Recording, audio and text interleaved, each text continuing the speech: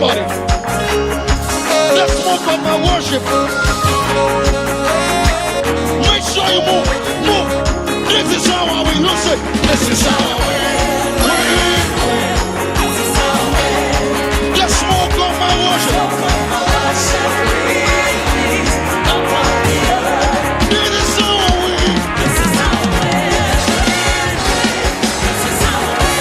Let's move on my worship.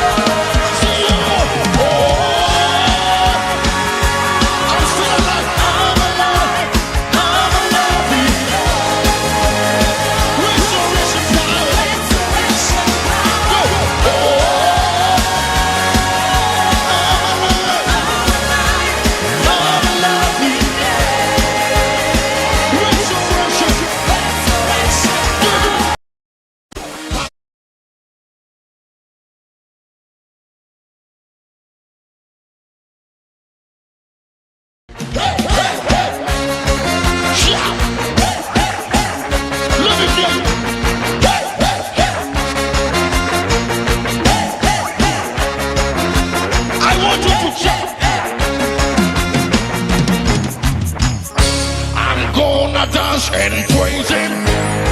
It doesn't matter what comes my way. The greater one lives inside. What's his name? His name is Jesus. I'm gonna win. More than Victoria.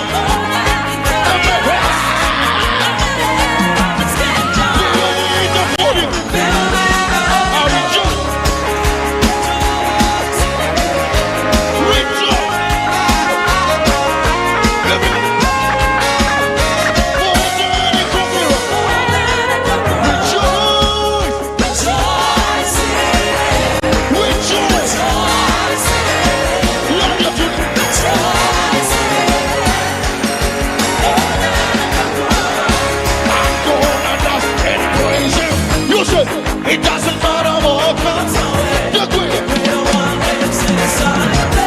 What's his name? His name is Jesus. I'm gonna win. More than victory. I'm a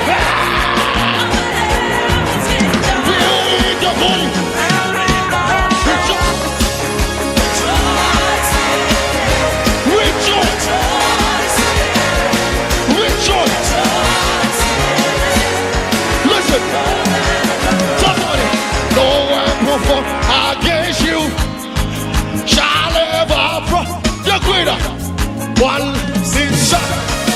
What's his name? His name is Jesus. No weapon formed against you shall ever prosper. The greater one lives inside of me. What's his name? His name is Jesus. I'm gonna win. More than victory. Amen. Let's make some melodies. You say, oh, oh, oh, oh, oh, oh,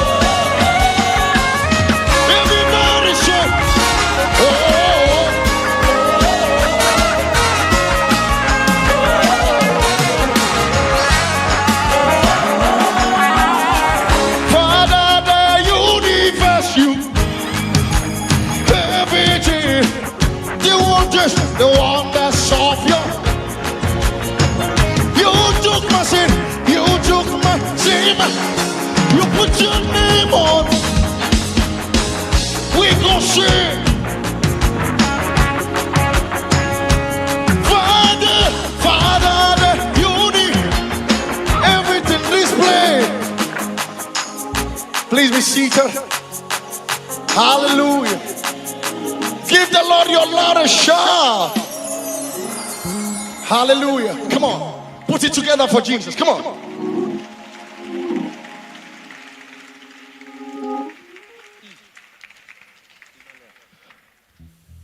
Clap your hands unto Jesus. Yes, clap your hands unto Jesus. Give the Lord a shout of praise. Come on, how can you be seated? Give the Lord a shout of praise. Oh, Father, we give you praise. I just wanted to lift up your voice in a few seconds and just give him all the praise that he deserves. He alone is worthy. Come on, let him hear you. Vadosha epahante felegosa diata radakapalia dabose peya palia dose. Oh Jesus, Jesus, Jesus, Jesus.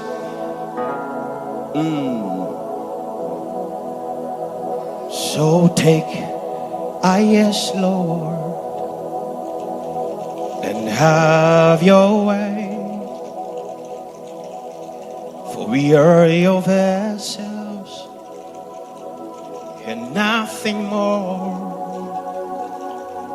Jesus, when you're done with us, please take the glory,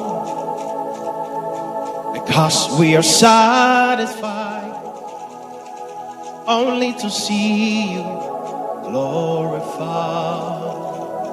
Yeah. We are satisfied just to see you glorified. We are satisfied. Oh, Pate Fakato Shapa. So from the rising of the sun to the setting of the same, your name is to be high. Come on, Iyes.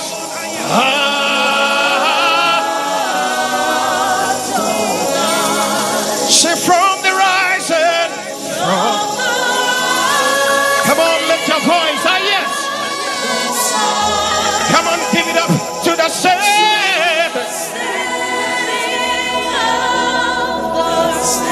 Jesus, your name is to be high.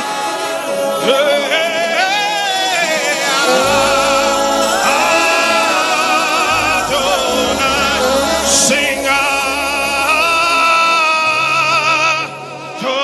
tonight.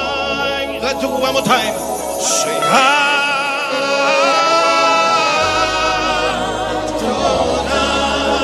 Let's do it one more time. Tonight. Tonight. Sing tonight.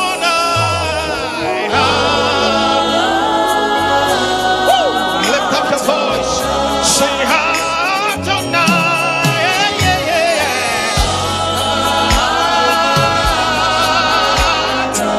From the back to the front, sing tonight.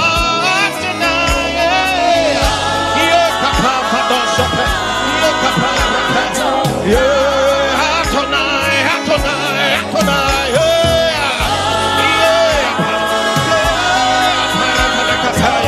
sing tonight.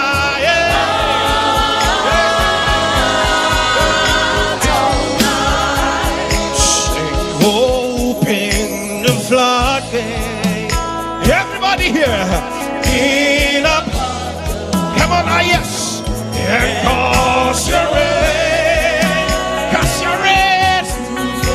That is why we are here, to receive the grace, the power for influence in our generation. graces, they can pay.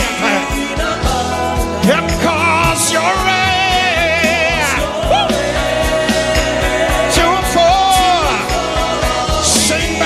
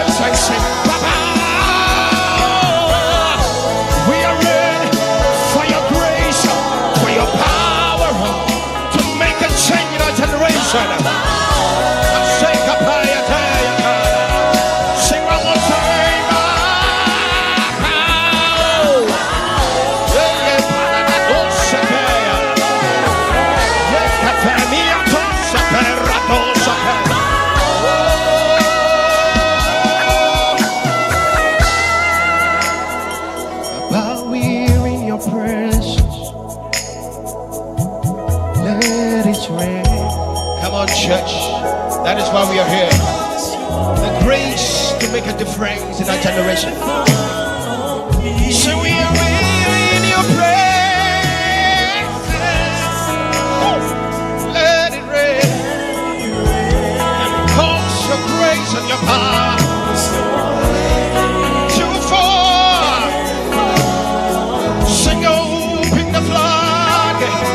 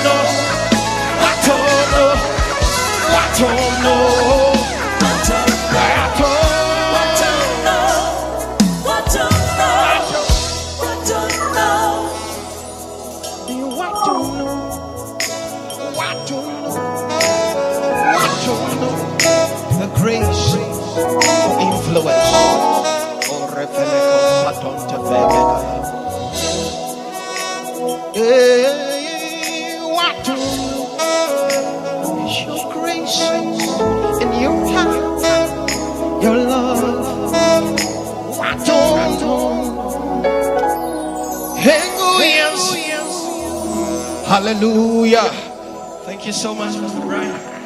Clap your hands, everybody. Are you excited for the final day of the International Youth Empowerment Summit? Your shout is not the best. Are you excited? Your shout is not the best. Are you excited? If you're excited, rise onto your feet and declare, I will, I can, I must. I want everybody rise onto your feet. Shout, I will, I can, I must. Are you ready for influence? I see the next president of Ghana in this house. I see the next Dr. Franco Fuswapia in this house. I see the next Pastor Brian Amoaten in this house. I see the next greatest businessman in this house. Do you believe it? Shout, I will, I can, I must. All the students this year, you will have good grades in the name of Jesus. You will enter into good universities. I see you going to Manchester for your master's degree. Do you believe it? Shout, I will, I can, I must. In 2 minutes, go around, make a new friend, just talk to somebody, tell them I love you, go to see you, go to 10 people, tell them I love you. Come on, don't stand at one place. It's Iyes. Go talk to somebody. Come on, just leave your seat right now.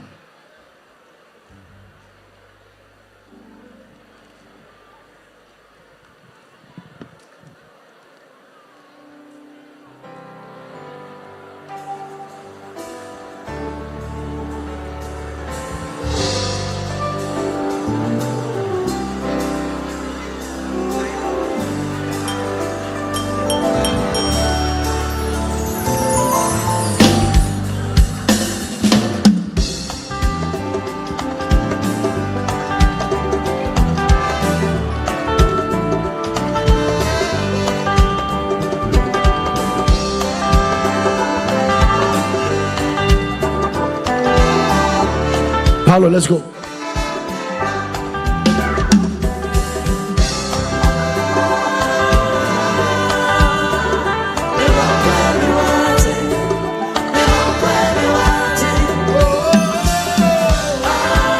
Shake your body, everybody, come on. You better shake your body. Shake your body, come on.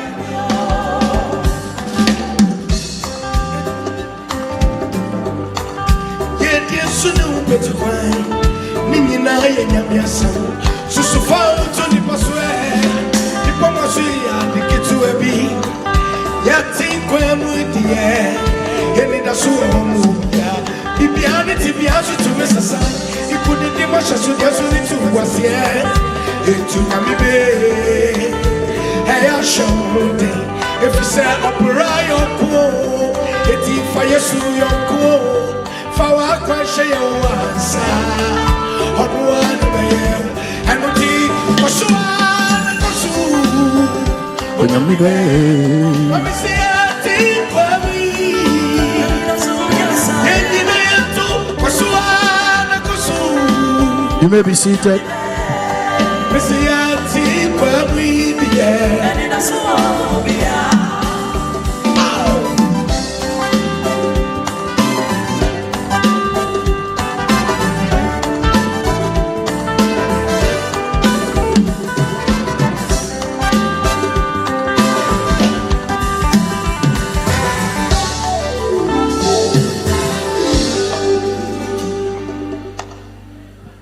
I welcome each and everyone once again. Today is the final night of the 11th edition of the International Youth Empowerment Summit.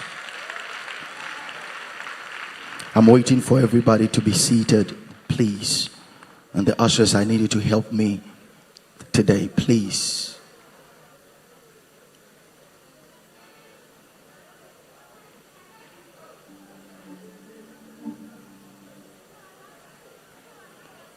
I'm waiting, please.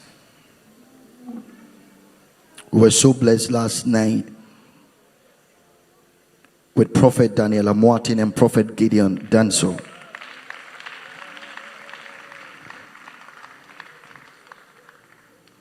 This morning we would have a special guest of honor. The king of the Greater Accra, the Gamanche, is going to be in the house this morning. We are so delighted to have our first speaker, a lawyer, an architect, a youth activist. He's a youth leader with a strong background in student governance and advocacy. Currently serving as the Chief Executive Officer of the National Youth Authority of the Republic of Ghana. which mandated him to engage critical matters of youth participation, governance, leadership development, and the formulation of policies aimed at empowering young people in the country. His extensive student leadership journey began during his time at the KNUST, where he made a significant impact through various leadership roles. Notably, he served as the president of the National Union of Ghana Students, NUGS, representing the largest student body in Ghana. His commitment to student advocacy was also evident in his membership on various strategic committees, such as the School Fees Negotiation Committee and the Steering Committee for the 8th University Students Association of Ghana. His leadership foundation was laid early at Fansiman School, where he served as the General Secretary of the Green Earth Club, and his passion for youth engagement has only grown stronger over the years. I was privileged to be with him in his office to officially congratulate him as the National Youth Authority CEO. And we had a lengthy conversation, and he assured me that as he remains the CEO of the National Youth Authority, he will make sure that whatever it would take for his agency, institution, to partner with Iyes to take it to the various regions of Ghana, he will do it. I believed him because it was not a campaign promise. And from day one, he was here.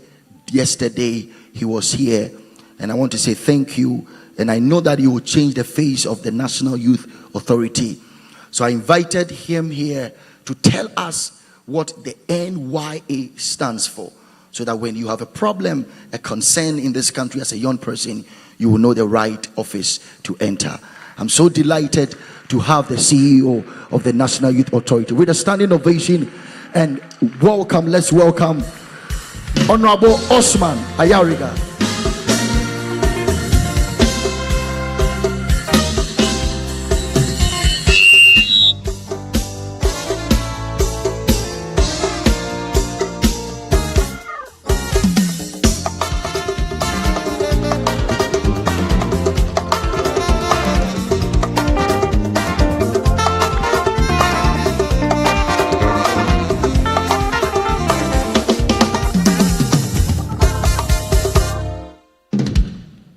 Thank you very much. Thank you very much.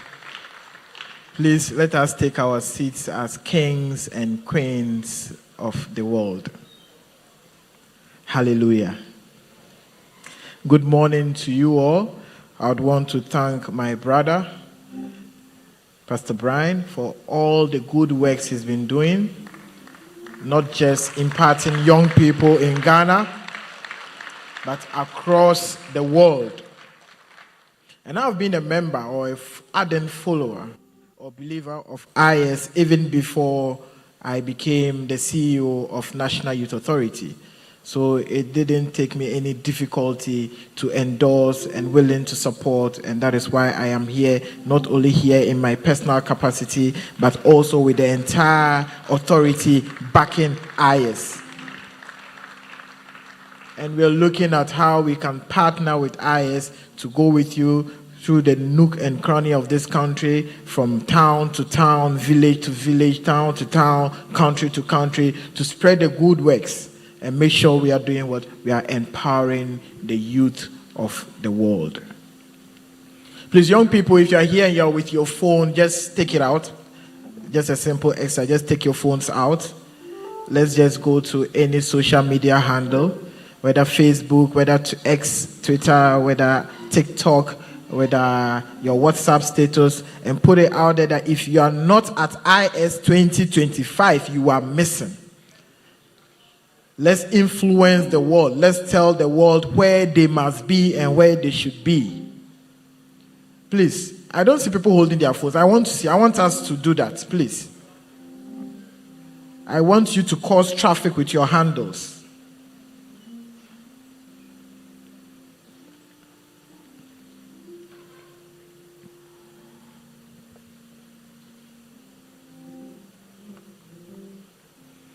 Thank you very much. God richly bless you. Now, if you are not here on Wednesday, you missed. Because I was here myself, both the morning and the evening session. If you are not here yesterday, you missed big time. And if you don't come today and this evening, tell someone you go miss brutal. Tell someone you go miss brutal. So let's make it a point to be here and tell another person to tell someone on social media everywhere that we have to be here.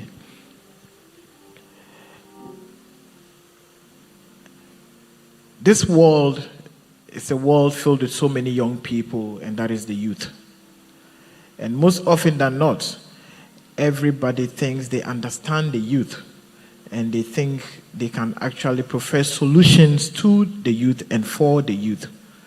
And sometimes you will realize policymakers, leaders, politicians propose solutions to the youth when they've not even consulted the youth.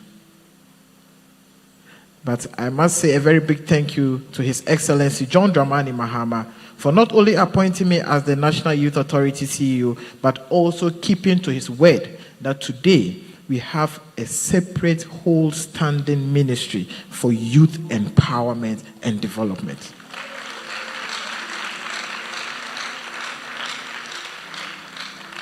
And that is how he holds the youth in high esteem.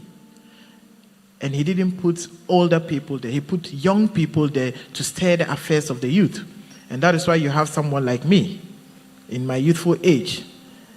In previous years, I'm not going to mention any government, you get to the office and realize that the person in charge of youth development himself is not, quote unquote, really a youth. So he doesn't even understand the issues that confront the youth. He doesn't even understand the language that confronts the youth. Before I even come back to my issues about youth development, I remember a young lady came into my office to talk about youth issues. And I was like, oh, I like your frontals. She was like, see you know frontals. I was like, oh, I'm a youth, so I understand what frontals is. I know what everything is because I live with the youth, I stay with the youth, and I'm a youth myself. So when I talk about frontals, I know what I'm talking about. When I talk about baby hair or curly hair, I know what I'm talking about. When I talk about mohawk, I know what I'm talking about. When I talk about bouncy curls, I know what I'm talking about. When I talk about foundation, I know what I'm talking about. So I can easily relate with the youth. And that is what we need to do. The ladies are laughing profusely. I think we need to investigate and know why they are laughing. That was just by the way. So you need people of a certain bracket to understand themselves. So you do not put a round peg in a square hole. Round pegs are for round holes, and square pegs are for square holes. And that is why I am also extremely excited that you see a lot of youthful appointees in the current administration of His Excellency John Dramani Mahama, especially in the youth space, so that we can understand ourselves and see how we can solve each other's problems. And that is why we continue to make a solemn promise to him that we will not fail him, we will not fail the youth, and we will not fail the masses. So the National Youth Authority is a body that has transcended various administrations and various governments. But key amongst its mandate is to facilitate youth empowerment and youth development. How do you empower the youth? And in our act, it talks about the fact that we need to teach the youth to be patriotic citizens. We need to let them understand what it means to love your country. We need to facilitate the empowerment of the youth. And that is one of the main reasons why you see me standing here at Iyes, because one of the key drivers of Iyes is what? Empowerment. Hallelujah. You know, we just came out of campaign. And you know what nearly came out of my mouth? I nearly said Eyezu. I nearly said Eyezu because I'm used to speaking to a crowd, and every time you're speaking, when you pause a bit, you say Eyezu. But please, today is not for Eyezu. That's why I keep saying hallelujah. When you hear me say hallelujah, it just means that Eyezu was about to come out, but I'm holding on to the Eyezu. So please, hallelujah. So our main objectives is to develop creative potentials of the youth and to develop a dynamic and disciplined spirit of nationalism, patriotism, propriety, and civic responsibility. The youth have that influence. And it's not shocking that as part of the theme, you have influence as part of the theme for this year's Iyes. If you want to know the influence that the youth has, the 1957 independence would have been meaningless without the youth of this country. Because when Kwame Nkrumah came, he started his revolutionary journey with the youth. And it was the youth that pushed through. Students of various institutions. And at the time, they didn't have social media, they didn't have all this WhatsApp to communicate. So they were writing letters to each other and they were mobilizing themselves. And that was the power and influence of the youth. But today's youth, we fear. Tell yourself, I shall not fear. Do not fear to speak to truth. Do not fear to speak to authority because you have the influence. And you must speak to authority what you think is bothering the youth. Let me tell you a short story. I think I saw a post on Facebook, and the man was like, well, in our office, before the arrival of this Gen Z attaché or this Gen Z staff, we were all scared of our boss. And we couldn't speak for ourselves and we couldn't do anything. But after the arrival of this Gen Z girl, she just speaks to our boss, her feelings, and she tells our boss what bothers all of us, and our boss can do nothing but to make sure that he does the right thing. That is the power of young people. Speak your mind. You have that influence. You can, you will, and what? You must. Tell someone, I can influence this world. I will influence this world. I must influence this world. For can, everyone can. But will you? That is the second question. Will you? Between the will and the must, you will know that you must do it. Because for evil to triumph is for what? Good people doing nothing. So to young people, back to our issues of National Youth Authority, we're supposed to teach you to be patriotic citizens. How do we teach you to be patriotic citizens? Our national anthem, every day. I went to a school up in the north. Well, it's not a Saito, but, well, today it qualifies to be a Saito. I went to a primary school up north in a far place called Bolgatanga. Is there anybody from Bolga here? Oh, yes. Thank you. That's where I grew up. But I'm from a very troublesome place called Boko. Don't worry. We'll talk about Boko later.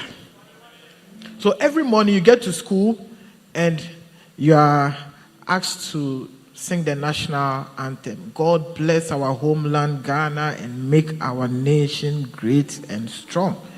And if you follow the lyrics of the national anthem, it's teaching young people to be patriotic. But the problem is that we just used to sing the anthem without actually listening to the words.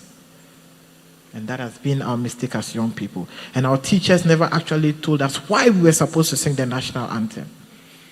You just needed to learn it. But they should have told us as young people that you sing that anthem because you're supposed to love your country. You're supposed to fight your country and stand oppressors' rule. And that is what you're supposed to do. The authors of the national anthem were teaching young people to be patriotic citizens. And that is what young people like us are supposed to do. You can look at our national pledge. I promise on my honor to Ghana, my motherland. Not so. What is it telling you? It's telling us to be patriotic citizens. And sorry, my chi is not good. There's this other one. Yanara yasasini. It's okay. I beg you. Those lyrics tells us that this is our land and we must protect it. And this is the only land that we have. And who else to do it but the youth of this country? And don't forget, the youth have their own anthem. Arise, Ghana youth, for your country. The nation demands your devotion. Let us all unite to uphold her and make her great and strong. We are all involved. We are all involved. We are all involved in building our motherland. God bless you, whoever added the beautiful voice to my horrible voice. God bless you. Hallelujah. So we sing all these patriotic songs, but are we really ready to be patriotic citizens of our land? That is the question. And that is where the National Youth Authority comes to play. We're supposed to teach young people to love their country. How do we do that? We don't do that by just coming to lecture you and tell you love your country. How do kids love their parents? Kids love their parents because they gave birth to them, they nurtured them, they took care of them, so they have that connection. So if you have a country that doesn't take care of its citizens, you don't expect the citizens to love that country.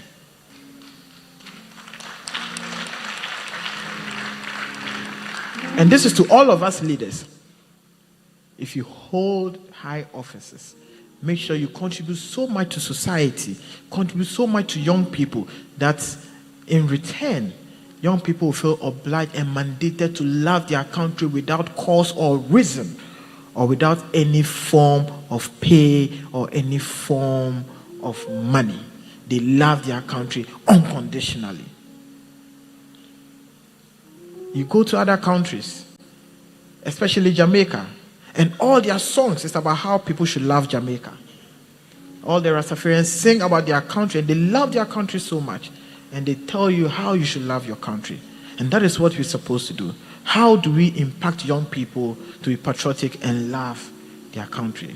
At the Youth Authority, we have so many models and so many programs that we go around to make sure that we are able to impact young people to love their country. We have a program we call the Skills Training and Empowerment Program, which is STEP. And that is we go around to teach young people, to empower them and to help them to acquire certain skills. And that is free of charge. We've partnered with so many NGOs, we've partnered with so many agencies to teach young people who are not educated, who are not skilled, and who do not have jobs. So it's free of charge. We go around, we teach people how to make soap, how to do makeup, how to any skill that you can think of. And that is to empower young people. And thanks to His Excellency John Dramani Mahama, in the few days to come, we'll be launching the National Apprenticeship Program for the youth of this country. And the National Apprenticeship Program is not just a campaign promise, but it has come to stay and is going to sit with the National Youth Authority. So it will be part of our mandate to make sure that we train as many young people in whatever skills. And God bless John Dramani Mahama for such a vision, that young people must be empowered. You mustn't only be empowered as to how to write your CV in good finesse and in perfect language of the Queen, but you must be empowered how to use your hands to work. Go to European countries. Those of you who have traveled around this world, go to Germany, go to Netherlands, etc. The country is run by the technical skills, by the handworks, and not just by talks. In this country, we, the young people, we talk so much and we do very little. I was personally touched when a young lady from University of Ghana, I think she was reading a program or so, I don't know, I've forgotten. And she told me that, when she's going on vacation, she wants to go and learn how to do beads. And I was like, there's someone in the university, and the person thinks that she actually needs to acquire a skill. This is how we empower young people. For all you know, it is the bead making and not just the degree that will make her the next millionaire or the next billionaire. Knowledge acquisition is good, but skill acquisition is equally good, and you need a skill. So irrespective of where you are, take advantage of His Excellency John Dramani's program of the National Apprenticeship Program. Get enrolled. It's going to be free of charge. You learn a trade, you learn a skill. We also have the program we call National Volunteers Program. And that is to help young people to understand that you need to volunteer to impact society. Every year we have young people, we go around with them, we train them to become volunteers. And somewhere last year, a group of volunteers actually took an uncompleted building in the Eastern region. I think it was a 6-classroom block. Some were plastering it, some were painting it. And at the end of the day, we had a whole classroom block that, but for the volunteers, wouldn't have gotten that classroom block. Most of them, during vacation, we push them out to secondary schools to go and help in vacation classes, help in remedial classes. So please, if you're here and you know you're available, you want to help young people, you want to contribute your quota to society, please knock at our doors. Whether you want to teach maths, you want to teach English, during your long vacation, you want to help people, you want to do some internship, just knock on our doors. Because we need to build a society together. You have that influence. You can, you will, and you must help build a society that we all want to live in. And that's why His Excellency John Dramani Mahama says what? In resetting this country, it is for all of us to get involved in the reset agenda. Hallelujah. I promise I won't say Ezu. So hallelujah.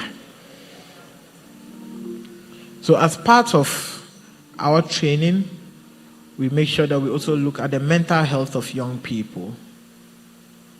Because as you empower young people, you also need to make sure that they are okay. Because believe you me, whether we like it or not, in this part of the world, we do not take mental health seriously. But it's a very serious issue. You see, when I tell you I'm a young person, I can relate. People sometimes laugh. You see, not receiving a text message from a lady you sent a text message the previous night can affect your mental health. Hallelujah. It no be so. Please, it no be so. It be so, no. So it affects your mental health. The same with a lady. You send a text, he hasn't replied. It's affecting your mental health. So we are not only interested in empowering you financially and physically, but we are also interested in your mental health. Because a young man who has resources, it affects his mental health. And a young man who doesn't have resources also, it affects his mental health. Because when a person is too excited, it's a problem. And when a person is too sad, it's also another problem.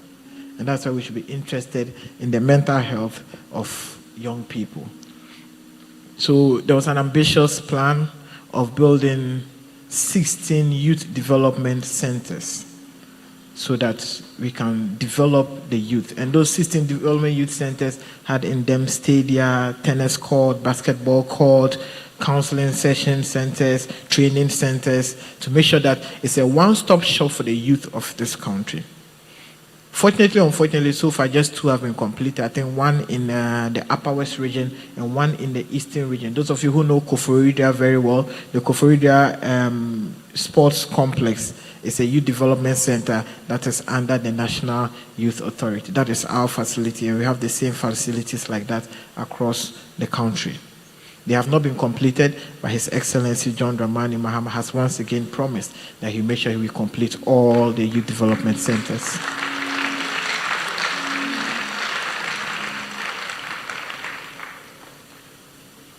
So we need to develop ourselves. The last thing I'll touch on, then we can allow for questions, is the issue of youth peace security. Let me tell you a short story. It's sad but a bit funny. I told you I'll tell you about where I come from, Boko. Anytime they mention Boko, only one thing comes to mind of many people, which is not a good thing for me because I feel sad. Just one thing comes to mind: conflict. Not so. But funny enough, I'm very calm. I don't like conflict because I've seen too many conflicts to want to be interested in conflict. So there are 2 schools in Boko. I'm not saying there are only 2 schools. I'm saying there are 2 schools in Boko. And the only thing that divides them is the road, the main road. So when you're entering Boko, to your right is Boko Secondary, to your left is Boko Technical School. And because of the conflicts in the town, it's one way or the other permeated into the secondary school, and the 2 schools have been fighting since time immemorial. Last month, they decided to come together on the street to have a peace pact to agree that no more fight. And do you know what happened? They fought. You see what I told that it's funny, but it's not funny. 2 schools met to have a peace pact that we won't fight again. And there, at the venue where they were supposed to have the peace agreement, they fought. And people were injured, serious injury. If you follow the news, and you can Google the Boko secondary school fight, you will see it. Young people. So if we are unable to even care peace security in our various secondary schools, then the future is scary. That's what I'm saying, that we have that influence to make sure that there's peace and there's security in this country. And I think in recent days, there was another one in Accra. There was a secondary school issue too in Accra somewhere. And most of these issues is because our young brothers and sisters in the secondary school haven't really gotten themselves acquainted to 1, dialogue, 2, alternate dispute resolution, and sometimes the schools themselves do not even allow space for these young people to vent their frustrations and their problems. Because when you suppress young people, when you suppress the youth, there will be an explosion. Not only in secondary schools, even in countries where the citizens were suppressed, it was for the youth to have that explosion. So aside we doing our skills development, our empowerment lectures, our apprenticeship training, we're also going to start going into various secondary schools to talk about peace, security, and also alternate dispute resolution. And to speak to the school authorities, allow the students vent whatever problem it is. One of the stories, I think it was an issue of a teacher who was overly molesting the students. He was caning them, he was punishing them. So one time the student decided to revolt. You cannot continue to suppress young people and expect that you continue to cow them into submission. At a point, they would explode. And there will be that resistance. So the National Youth Authority, which is in charge of youth development and total empowerment, will be coming to your various secondary schools. I went to a very fine school called MercyLife School. Please, anybody went to MercyLife? I'm seeing a lady raising her hand. I said MercyLife. Well, it's the best school in Ghana. It's the best school. You can argue with yourself. I'm telling you, it's the best school in Ghana. It's the best school. And in a MercyLife school, they taught us one thing. They made us understand that don't just pass through the school, but let the school pass through you. So even after or when we leave the school, after 10 years, you're expected to come and develop something in the school. After 20 years again, you're supposed to come and build something in the school. After 30 years, so after every 10 years, you're supposed to come back and contribute to the school. So because of that, we still have that attachment to the school. I'm just using that as an example, that we need to teach young people to love what's actually nurturing them. Some people leave a school, and when they are leaving the school, they feel like burning down the school because they went through so much suppression, and the teachers were so unfriendly, and the school wasn't nice. And when they are leaving, they want to break all the doors, they want to break all the furniture. In fact, they want to literally burn down the school. But it shouldn't be the case. You have benefited from the four walls of the school, and you must make sure you leave it in a good shape and condition for someone to also come and learn. As for those who write on the walls, so and so was here, so. The last dawn of so and so was here, so, on the walls. For that one, we can understand. It's just for publicity. But let's not have so much hatred for our schools. So we'll be coming around to your various secondary schools, because the nurturing starts from there. And if you don't get the nurturing right, if you don't get the influence right, then the end product is going to be dangerous. So our doors at NYA is open. If you want to contact us, you can do that via our website. If you go onto our website, it's on www.nya.gov.gh. There's a contact link there. Once you click on it, you contact us. Whatever it is you want to do, whatever partnership it is you want to do. And for most of us, I tell you, let's take advantage of the National Apprenticeship Program. If you're here and you're a master craftsman, or you want to be an apprentice, you should be able to take advantage of it. Yes, so that is me as the CEO. Thank you, His Excellency John Dramani Mahama. And to my right is my Deputy CEO, in charge of operations, Alhaji Inusa. He was supposed to come here, he couldn't come here. And because His Excellency John Dramani Mahama wants to empower people who are living with disabilities, that is my Deputy CEO, who is visually impaired. He's called Adongo Atule. He was also supposed to be here, but he's in another meeting. So please, the National Youth Authority accepts everyone. Whether you are physically challenged or not, we accept you.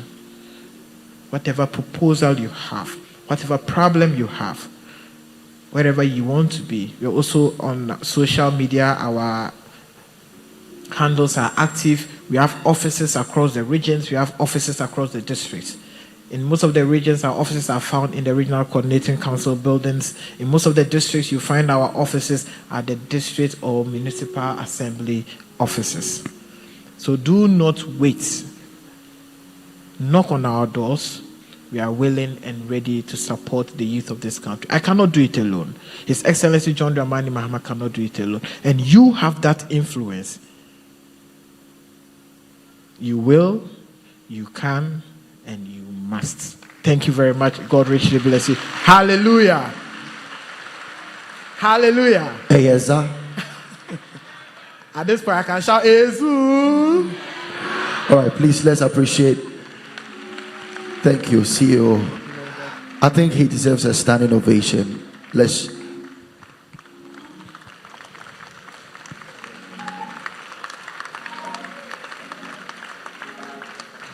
All right, please take your seat. We will take only one question for CEO because he has a flight to catch. So we are taking only one question. And if, unfortunately, I know a lot of you have questions, but let's take one question. He has a flight to catch.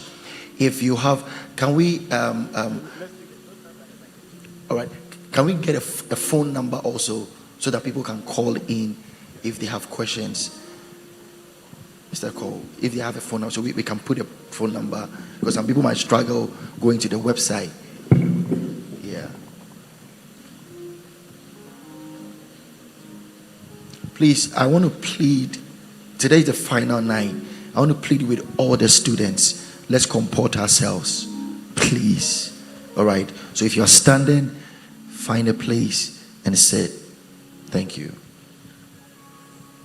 All right. Go ahead, sir. Thank you, honorable member. Please, about the volunteers you just spoke about. do you have any incentives, concern for them if they decide to volunteer for themselves to work for the nation?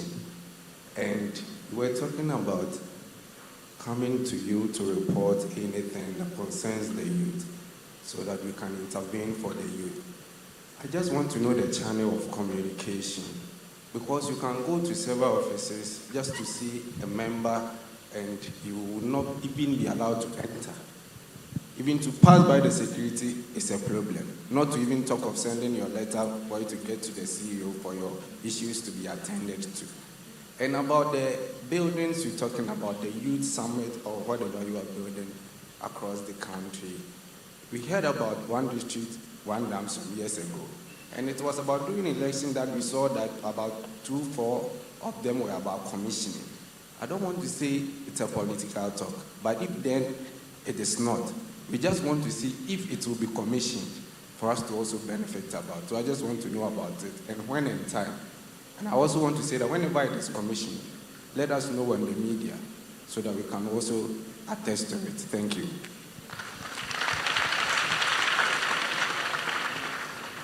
Thank you, Honorable, for imparting us the youth. We are very grateful. Yesterday we talked about land, and I would like to ask, in case we want to acquire land, you know, in Ghana here, getting a land is very difficult. Is there a way NYA can assist us, the youth, to get a land which it will be flexible for payment? Thank you.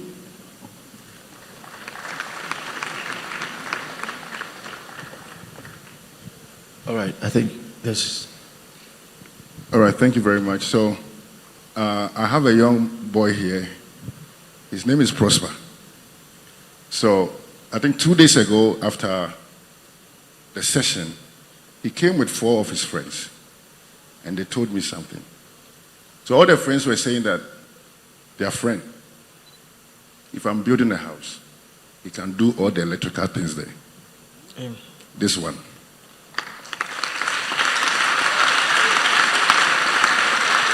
So I spoke with my president, Pastor Brian, and one of the things we do at Iyes is that we try to create unique opportunities for young people. This is Prosper, and he's very shy to talk. I mean, they were 4, and they can all do their work. So I went to look for them, and when we got there, the 3 of them has balanced. So I think he was the one who is bold to come, and so we want to hand him over to NYA. That as a young, talented guy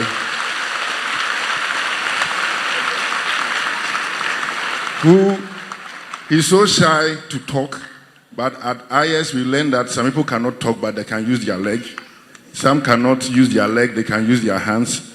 So this young man can use his hand, and currently he's working, even though he's in school, he's working with the ECG.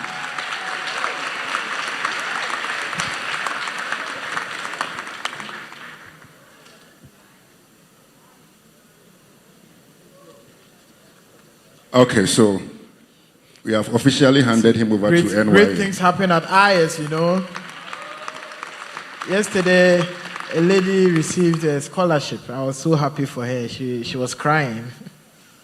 You know, she came here. She said the previous night she prayed for a scholarship. And yesterday she got a scholarship. God works in mysterious ways. And you can be blessed in mysterious ways. Miracles. God is still in the miracle business. Yes, so let me answer the lady's question from the back. The land you spoke about, currently what we are doing or what we want to do is land for farming. So His Excellency John Dramani Mahama has a program that we are going to set up farm banks. So because land for farming for young people is so expensive, so we're going to procure as many acres as we can, develop the land, and demarcate it for young people who want to go into farming. But if it is land you want to build your house, that one we are yet to get there. But if it's land for farming, that one we can help you with that. both NYA and National Service Authority are in partnership to encourage many young people to go into farming. If it's land for farming, you can knock at our doors. But if it is land to build your house, that one, unless you come a bit later, not today. We are yet to look at that. State Housing Corporation is looking into that, how they can reduce the housing deficit. But here, ours is to do with farmland for young people. There was a question about the youth development centers. Yes, I know people are fed up with political talk, political statements, but so far, His Excellency John Dramani Mahama has exhibited enormous good faith to the people of this country. Everything he says he will do, he has done so far. And to finish a building, it's not going to take maybe 2-3 days. It's going to take a while. So we'll surely complete those centers, we'll surely commission it, and it's going to be for the youth, by the youth, and the youth will use it. I think he asked a second question. Incentives for the volunteers. You see, when we talk about volunteerism, we don't put the incentive before the program. When you put the incentives before the program, then it doesn't become a volunteer activity, then it becomes a job. But we are human. We know you cannot come and volunteer from beginning to end, and even water or transportation you will not receive. But we want you to come with a mindset that this thing that I'm doing, whether they pay me or not, I am here to serve my country and my people. That is the spirit of volunteerism. But once you start talking about incentives before the volunteer, it doesn't become a volunteer program. It becomes a job. So we do not talk about incentives so far as volunteerism is concerned, but whatever be the case, you must drink water. You must eat on your way to work, and you must go back. So please, so far as volunteerism is concerned, we don't talk about incentives in public. Maybe when you are done, we just say thank you. The thank you can be in any way and any form. God richly bless you. Hallelujah. Thank you so much. All right. Please, let's appreciate our CEO. I think there will be a number on the screen. If you want to call them, if you want to send them a text message, you can please feel free to do that. We are going to go straight to our second speaker, Dr. Franco Fusuapia. Yesterday was super amazing. Please rise onto your feet. And today, I pleaded with him that a lot of the young people want to ask questions. So he said he's going to speak to us for a short time, and he will take the other minutes to answer every question. Please, with a clap and with a standing ovation, let's welcome Dr. Frank Ofosu-Appiah.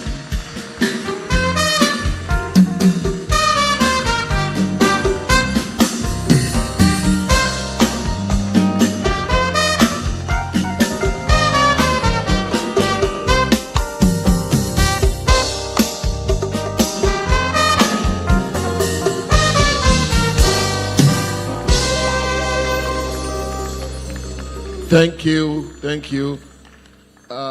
Why are those? Did I ask you to sit down? Now your punishment, you're going to stand throughout my whole presentation. That's your punishment. You know, a lot of people fail exams, not because they didn't study, but because they didn't listen to instructions. You agree? I said, do you agree? Now sit down.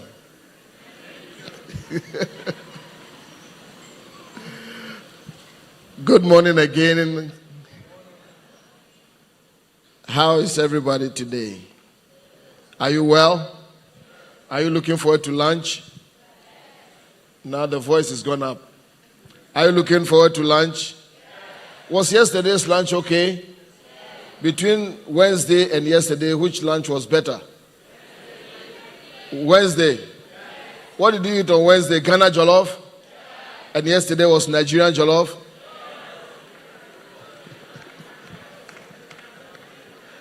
What did you eat yesterday? Red. Blue, something. You ate something. But we are grateful to God for you. Anytime I see young ones like this, I get very happy because you are our future. You are an inspiration. I happen to pastor a church, and one of the things I say sometimes is that I don't want everybody in that church to look like me. Because if everybody looks like me, same age and things, we're in trouble. Because once we transition, there will be nothing left for the future. Please don't let anybody talk you to disbelieve the fact that you are the future of Ghana. You are our future. You are our inspiration. You may not look like it today. You may not look like that. You look at your situation and your circumstances and it feels like it's hopeless. Let me tell you, there is still hope for you in Ghana. And you do amazing things. Yesterday we shared a few things, and I know Wednesday and yesterday you've heard so much. And today I just want to take a few minutes and share something with you, and then I'll take your questions, like I said. And sometimes people ask me how I'm able to do the things I do and how I got to where I got to. And one of the things I say to people, and I've started talking to you, I want you to get it. Please pay attention to these things that I'm telling you. Because sometimes you go to a meeting and all that you need is one statement, and that opens up something on the inside of you. And I tell people that I did not get to where I got by accident. There are people who say, I'm a self-made man and I'm a self-made woman. Well, I totally disagree with that, because everybody is made by somebody. Nobody got to a destination by themselves. My father taught me something when I was your age, and I've never forgotten. He taught me so many things. And he said that when you see a little tortoise sitting on a fence, it didn't get there by itself. When you see a little tortoise sitting on a fence, it didn't get there by itself. Somebody helped it, because naturally a tortoise cannot climb fences. So everybody was helped by somebody to get to where they are. And for me as a person, there are too many people that I can mention. There are so many people, I can't mention everybody by name. I don't want to leave everybody out, who have helped me to become who I am today. Some came into my life for a season, and they left after they are done. I've been telling you all the time that God is too intelligent to tie your destiny with somebody who has left you. Some came for a reason, some were the reason, some were the lesson, but I've learned. And so please never discount the lessons of this life. The classroom, the official classroom, your tertiary institutions, your secondary schools, your technical schools, they are very good. But those are not the only places that you can learn in this life. Those places are formal education, but once you graduate and you get into the world, you are going to discover that there's a world that is bigger than the comforts of your little educational institution. So wherever you go, whatever situation you face, make sure that you understand that it's a learning situation. So I'm going to give you 10 lessons out of my life, very, very quickly, 10 lessons very, very quickly, and then I'll take your questions. These are things I just want to leave with you before I leave you. I know greater preachers, you've been hearing a lot of preaching, I don't want to get into that. But the first lesson from my life that I want to give to you is that take your relationship with God very serious.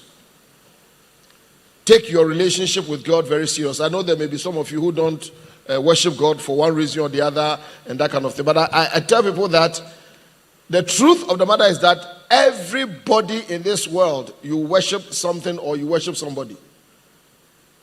Everybody. We are worshipers. There are people who worship their cars. Some worship their beauty. Some worship how many followers they have on social media. Some worship their hair. Some worship anything. But this is what I want to say to you, young people of Ghana. Make sure that anything or anybody that you worship, when you are in trouble, that thing can deliver you. Make sure that whatever you worship, when you are in trouble, that thing or that person can deliver you. I got a relationship with God a little bit early in life, not too late in life, in my 20s, very early 20s, which I considered myself very fortunate, because before then, the way my life was going and the speed that my life was going, I'm sure that maybe if I hadn't met God, if there was not a divine intervention in my life, with everything that I had the potential in, I would not have been alive today. None of my closest friends that I grew up in teenage years, when I say none, I mean none of them is alive today. None of my friends that we started life as teenagers growing up, none of them is alive today. And almost all of them, their death was not the best. Tragic. Alcohol, this, that, drugs, all kinds of things. Some even maybe they evaporated, I don't know. But I look at myself and I consider myself very fortunate because somewhere along the line in this life, God put brakes on my speed and turned my life around. All that I am today and all that I hope to be, I can confidently say that I owe it to God. Yes, I play my part. Yes, I'm a hard worker. Yes, I'm a smart worker. But at the back of my mind, every moment of my life, I acknowledge the fact that it's been God. A wise man said in a book called the Bible that remember your Creator in the days of your youth. So whilst you are young, ladies and gentlemen, make sure that you have a relationship with God. The second lesson I want to give to you is this. Don't trust people blindly.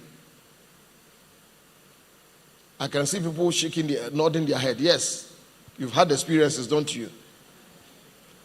Trust is very important, but trust is very expensive. If you're in a relationship that there's no trust, it's always going to be very difficult to hold that relationship together. Trust is the glue that holds relationships together. And as I was growing up around your age, I realized that I was a little bit naive because I trusted easily. Because I thought that everybody was like me until I realized that it is not so. Some of you may be angry, some of you may be bitter. Some of you have had terrible life experiences because you trusted the wrong people naively. I'm not saying that you should be suspicious. Suspicion is not a gift that God gave to us. But you should have smartness on the inside of you, not to just trust blindly. I learned a few lessons. You know, 2 days ago, I was talking to some people and I said, when a cat, how many of you know a cat? A cat, yes. When a cat jumps on a hot stove, the cat learns two lessons. Number one, don't jump on a hot stove.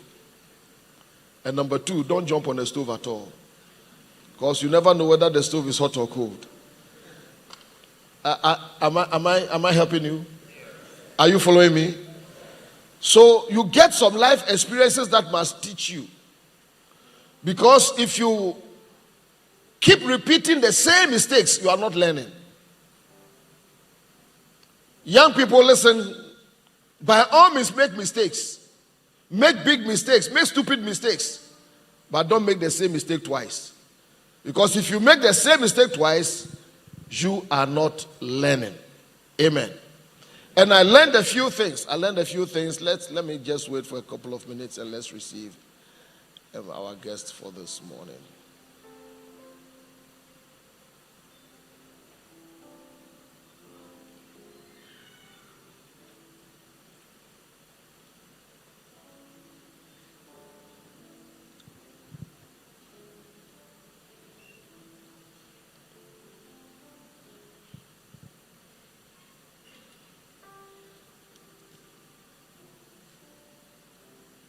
Okay, are we ready to continue? What was the first lesson? Oh, I want you to shout it back to me. Take your relationship with God seriously. What is the second one? Don't trust people blindly. Especially those who keep telling you, you tell me everything, trust me. Anytime people tell me, trust me, I don't trust you. I happen to be a Christian. I'm not ashamed of being a Christian. And the one whom I follow has told me it's a command that I should love everybody. Some I love very close, some I love you from very far. But he has never commanded me to trust. I'll qualify you before I trust you, because people can lie easily. People can be interesting. People can call you and you'll be on speaker and 10 people are listening to you and you are trusting. I know you've been there before. I could feel it. I could feel it. So please do that. The third lesson that I want to give to you is be careful who has access into your life. Be careful who has access into your life. I know I'm talking to young people, and I hope that these small lessons that I'm sharing with you will help you, will protect you, will guard your heart, will not make you make bad mistakes that will take you many years to recover. I tell people that there are some mistakes, or there are some things, some carelessness that come into your life. God can heal everything. God has remedies for a whole lot of things, but God doesn't have a remedy for carelessness. So use wisdom in this life. Be careful who has access into your life, because relationships are very good, but wrong relationships can cost you so much. Wrong relationships can drain you. Wrong relationships can poison your environment. So I'm begging you, I've been saying this ever since I started working this platform, that today, in the days of social media, a lot of people thrive on the imaginary or virtual friends that you have. In fact, Mark Zuckerberg, he was a very charitable human being. He has given everybody 5,000 friends. You can block some, you can unfriend some, just like you, anything that you want. But please understand that real friends are very hard to find. People who will stick with you, people who know the worst about you and yet to be there for you. So please hear me, Ghana. Not everybody is your friend. Not everybody is your friend. Not everybody qualifies to be your friend. And I've learned over all these years that the more friends you have, the more troubles you have.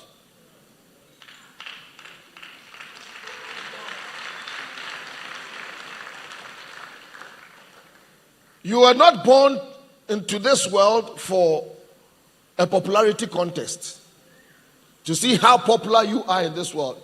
In fact, if you want to be known, God will make sure you are known. Then you find out that you don't want to be known. So please, please, please, whatever you do, make sure that anybody who has access into your life is qualified. So ask me, how do you do that? Sometimes test them. Sometimes let time itself test, and you'll find out. Number 4, grab your opportunities in life early. Grab your opportunities early. I have grown to realize that in this life there are so many opportunities, but sometimes we don't see them. Opportunities are coming towards you or they are passing you by. And a lot of times, if you don't really open your eyes, you will so be fixated on problems that you won't realize that every solution started with a problem. In fact, your problem is not your problem. Your problem is not the problem, I beg your pardon. Your problem is not a problem. The way you see the problem is the problem. I'm going to repeat myself. Your problem is not the problem, but the way you see the problem is the problem. Which means within every problem, there could be an opportunity. And as a young girl, as a young guy, please make sure that you open your eyes in this world and don't be so fixated on problems. Sometimes I hear this in Ghana. We don't have this, we don't have this, we don't have this. Nobody's helping me, nobody's doing this, and it goes on and on. And sometimes you can be complaining so much that you become the complaining champion for the Olympic Games. There are no medals for complainers. But if you will look at the situation, the problems, the things that may not be happening, and you look into it and ask yourself, what opportunity can I get out of this? I'm telling you, you'll be surprised how many solutions are there in your problems. Please learn to grab your opportunities early in life. You are young. That is why I added the word early. Yesterday I told you that one place, one address you should never have is an address called regret. Because even though life is lived forwards, life is understood backwards. And many times you go forward in life and you think back and you see how many opportunities you've lost because you didn't open your eyes. Please, I'm begging you in the name of everything that is holy, grab your opportunities early in life. Number 5. I think I like this one. Be careful who you respond to. Be careful who you respond to, because life and people will always ask you questions. People will talk. Especially, and somebody said yesterday that Ghanaians can talk. I think I'm beginning to believe it. We are a talk nation.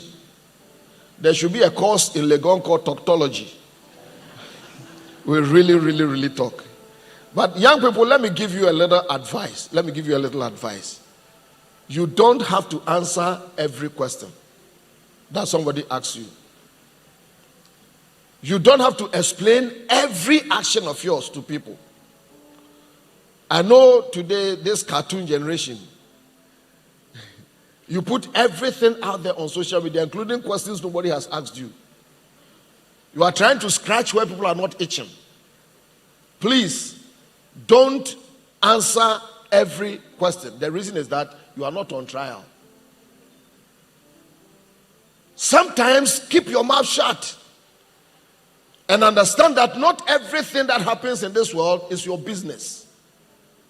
You don't have to like everybody's post. Many times for me, I'm a glorious spy. And I can indicate where people are intelligently, not by what they write, but what they like on Facebook. And sometimes I ask people, why are you liking that thing? When somebody has said something supremely stupid.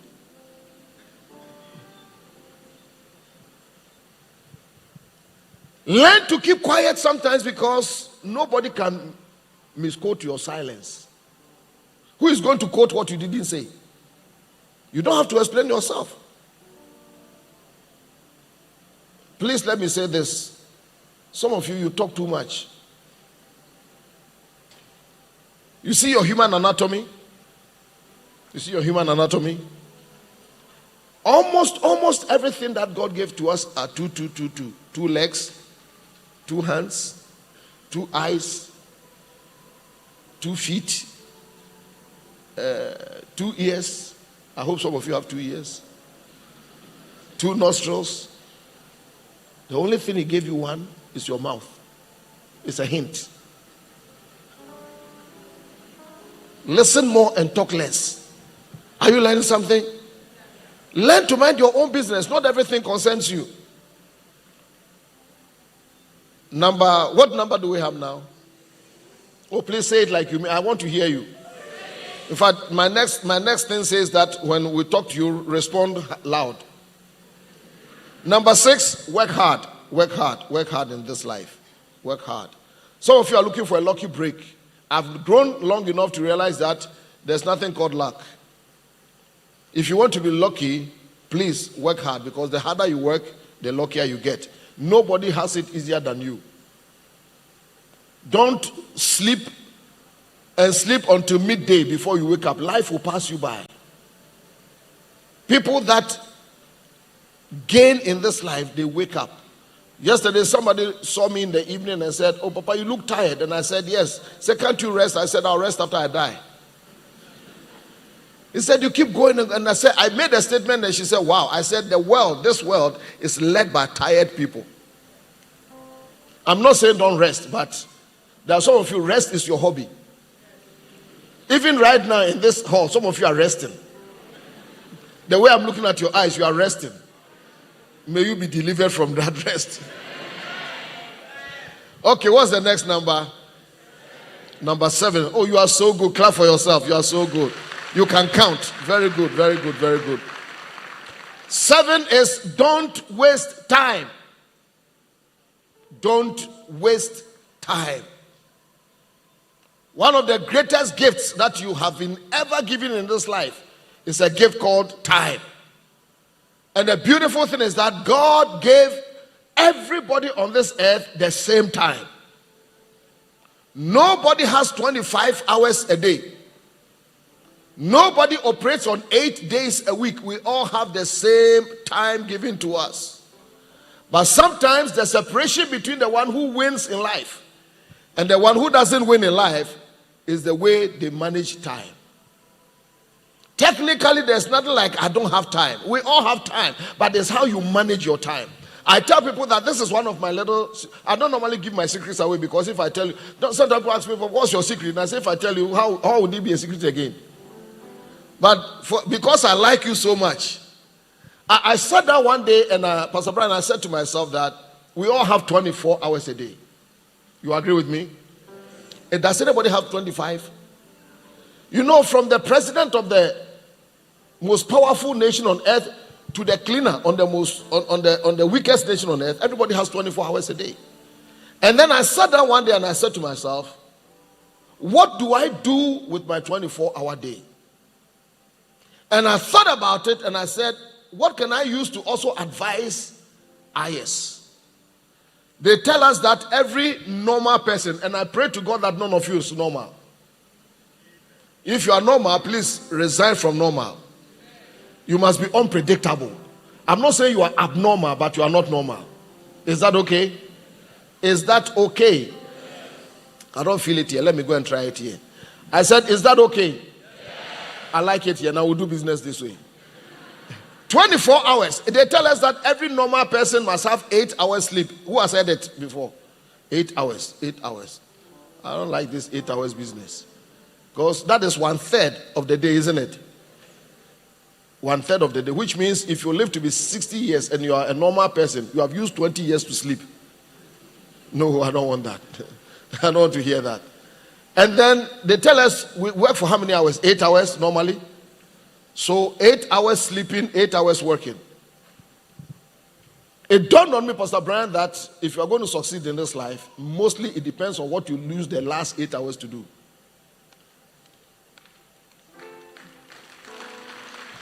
And most people in life, we waste that 8 hours on nothing.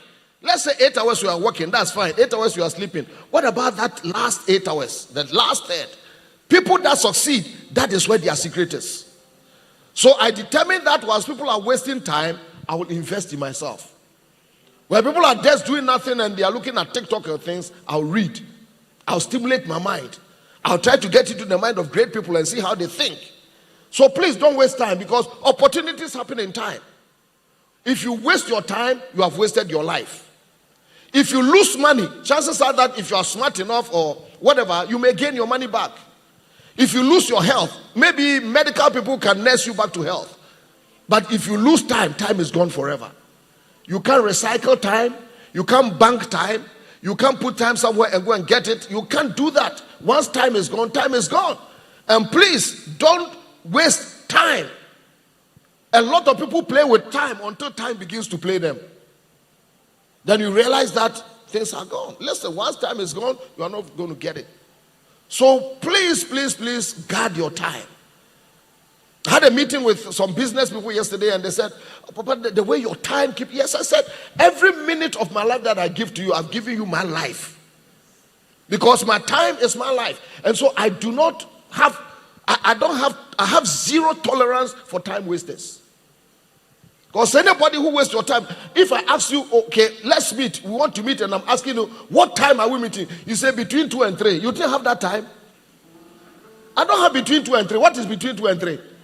Give me some specific time, let's do business. So that when you are 1 minute late, I can walk out on you. You know, I have some of my very good people from church in Atlanta. They will tell you, in our church, in the days that I used to do counseling, anybody who's coming to me for counseling has only 30 minutes. Because within 30 minutes, we should be able to solve your problems or send you to hell, whichever one. But technically, it's even 28 minutes. 28 minutes, I give you my time. Because you use 1 minute to sit down and prepare what you are going to tell me. Then you use the last 1 minute to get out and leave my office. And in the 28 hours, I will talk for only 2 minutes because I'm just listening to you talk. And some people will sit down and talk and talk and talk. And when they say, I'll ask you, I've been watching, there's always a clock behind you. And when it's 27 minutes, I'll ask you, are you finished? So, but I came to see, I said, you've seen me, number one, and you are talking. You go to the doctor to go and talk. So go home and be sick and die. So I just watch you. So I use about 3 seconds to pray for you, and I send you on your way. I don't have time. And people know, if you are late, if you have an appointment with me and you are late for 5 minutes, you won't see me. No. It is our problem in Ghana. We don't respect time. Any nation that is not productive does not respect time. It's simple. You come and see me between 2 and 3. You think I have all that time? 2 and 3 of my life is gone. No. No. I hope I'm helping you. So please, make time. Watch out for time wasted. There are some people, some friends and family, they waste your time. They come to you and all that you are talking about is the wig that Beyonce wear, I beg your pardon, how long somebody's eyelashes were. And come on. Come on. Don't waste time. There are some places when you go, you've wasted your time. All of you who came to Iyes, you have invested in your time. God bless you.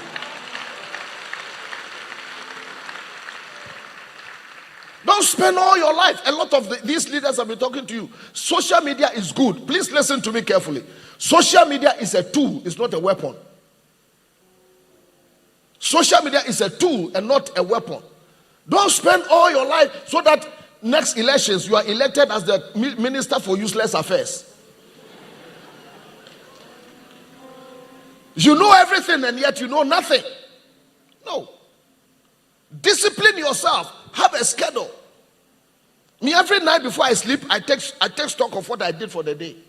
Then I write down the things I want to do tomorrow, and I apportion time to it. It's important. There's one thing that I don't allow people to do, and I want to give it to you free. You want free things? Listen, no matter how rich you are, free things are still good. Can I give you something for free? Can I give you something for free? Never permit anybody's indiscipline to become your personal emergency.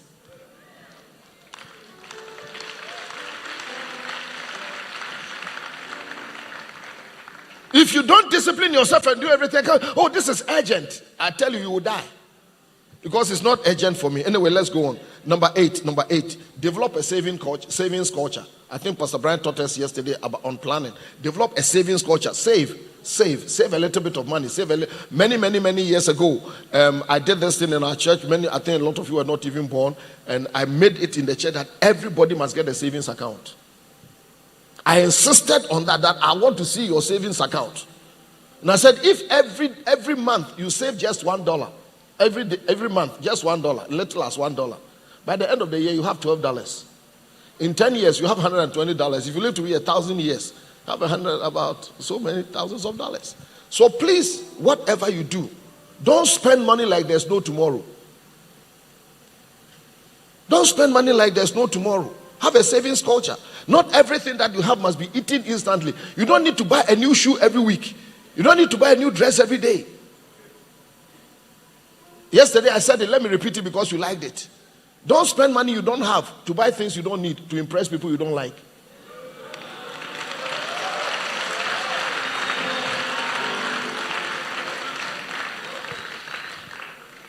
Please try and develop that culture, because you are not going to remain young forever. No. One day all the youth, all the beauty that you are looking at, you spend so long looking into the mirror, admiring yourself. One day all your body parts will go south. You don't understand me. And a whole lot of things, you have to prop them up to stand. They are gone. So save so that you don't become a beggar and a burden tomorrow. Please think about your future. Do you know why you should think about your future? Can I give you one reason why you must think about your future? Because you are going to live there. You are slow. Number 8. Number what? What is my 5th lesson that I give to you? Oh, you are writing. You are good students. You are good. Oh, they are helping you here. You are bad boys and girls. Bad boys and girls. All right, let's go to number 9. Don't underestimate the power of no. Write it down or whatever, screenshot it, take a photo, and let me tell you why, because this is so important to me. I'm standing before you today not because of a lot of yes, but because of a lot of no. I know it's yes, but that is different. Somebody say no.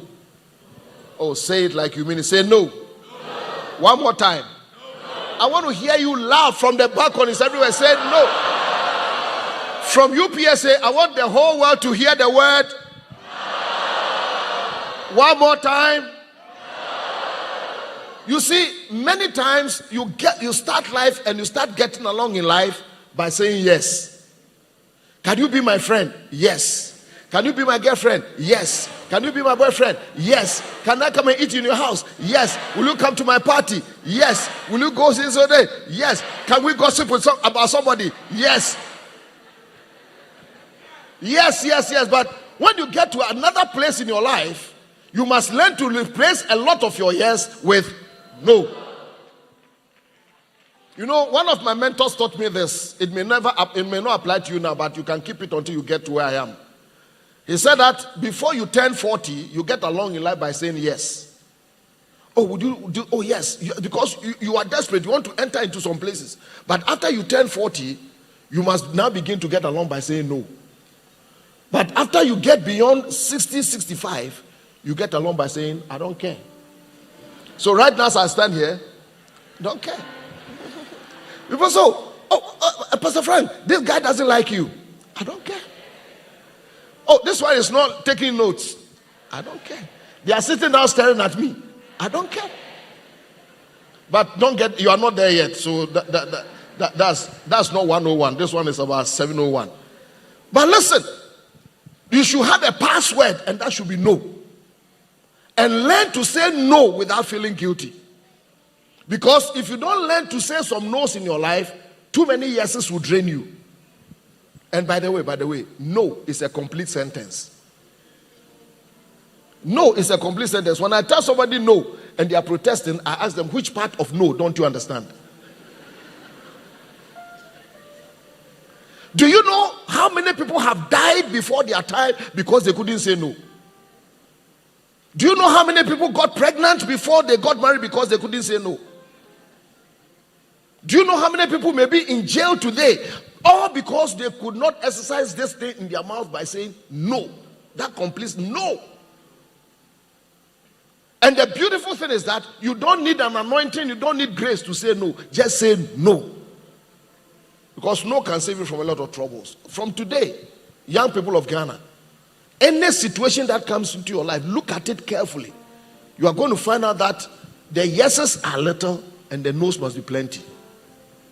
Can you come to that party? No. Why? Because no. I have homework to do. Oh, thank you for clapping for me. No.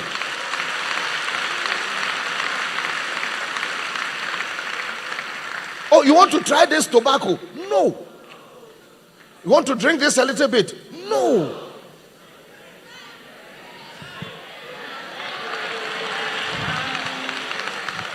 Okay, this is my last point. And I want Pastor Brian to write my last. I will inspect it, Pastor Brian, because this last point is very good.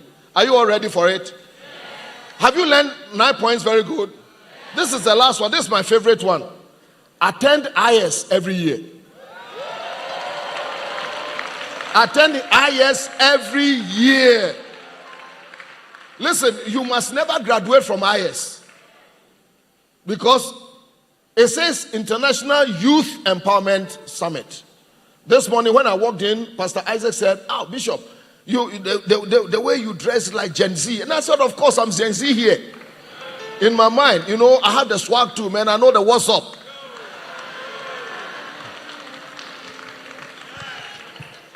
But listen, I'm serious about this. Every year, put it in your calendar.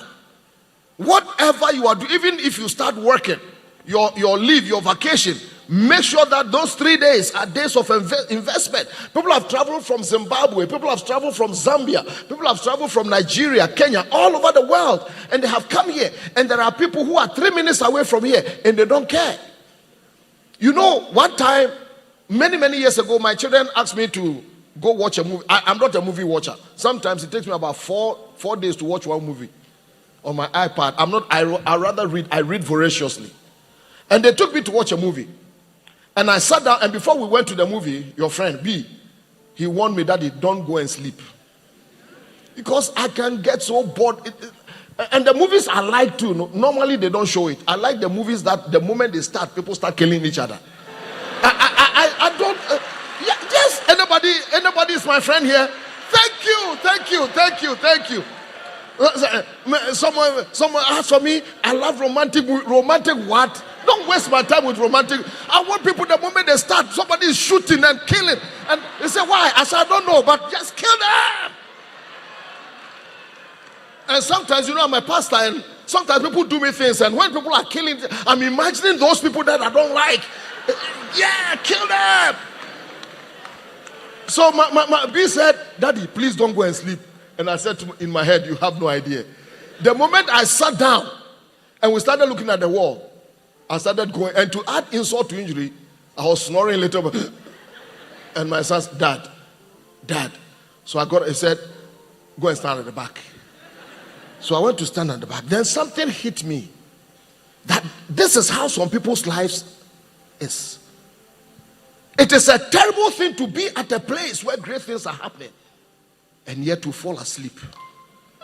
A lot of you are sleepwalking through life. You are alive, but you are asleep. Please wake up and smell the coffee in life and understand that breakthroughs don't just happen. Great things is not a matter of luck. Listen, you can pray. People can lay hands on you until you go bald. You will still be an anointed fool.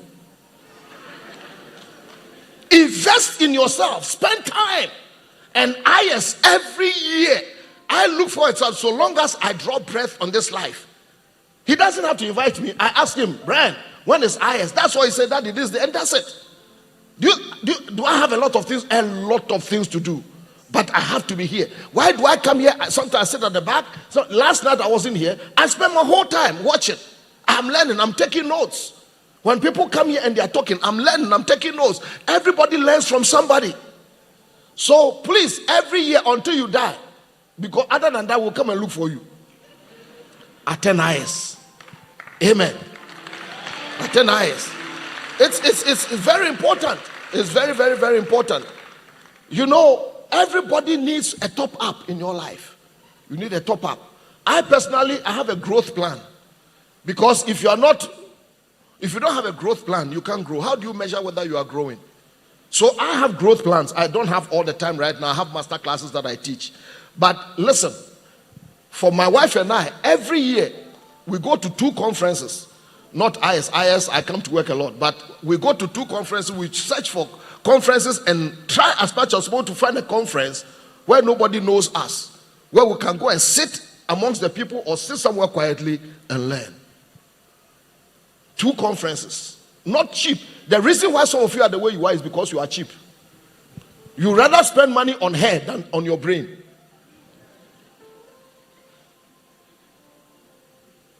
This past May, I was in a conference in Atlanta at the Porsche Center, you know, near the airport. It was just for 4 or 5 hours. Registration, me and my wife, registration for each and one of us was $1,200. You are saying, ouch, you are thinking about what you could have bought with. Shaki and, what is it called? Shawarma, what? Shawarma. And the other thing that they put in hot water. Indomie. Say, add more sugar, add more things. Then you eat no other. This, then you bread, then burger. You know burger, you go and buy burgers. You know, beef burger, you know, and you have eaten in the night when cows are chasing you, you don't understand. Because you ate the cow, and the night the cow's brothers are chasing you, you don't understand. Your little bedroom has become a zoo. All kinds of animals are chasing you. Am I helping? 1,200. It was for about 4 or 5 hours, including a little lunch. But I took notes. I write about 42 pages. Notes, I'm writing, I'm thinking. People that I may never have time with are talking and I'm writing. So please do that. Because all you know is not all there is to know. So attend Iyes. This is my last thing I'm telling you. A professor came into his lecture room one day and sat down and waited for the students. And when they came in, on the desk were some items. There was a water jar, a colorless water jar. Then there were 3 other jars and 2 cups.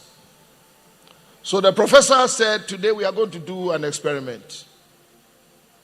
So he took the jar and took the golf balls and started pouring the golf balls into the jar. Normally I'll demonstrate it, but I didn't bring my PowerPoint for that. And when the thing got full, he asked the class whether it was full. They said yes. He said, no, it's not full.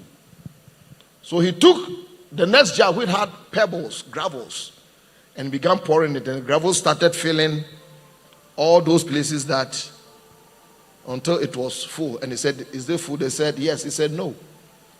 He took another jar that had sand, fine sand, and started pouring. And the sand went everywhere until it was completely full now. And he said, this is the lesson I want to tell you. I placed the golf balls in there first. They are big.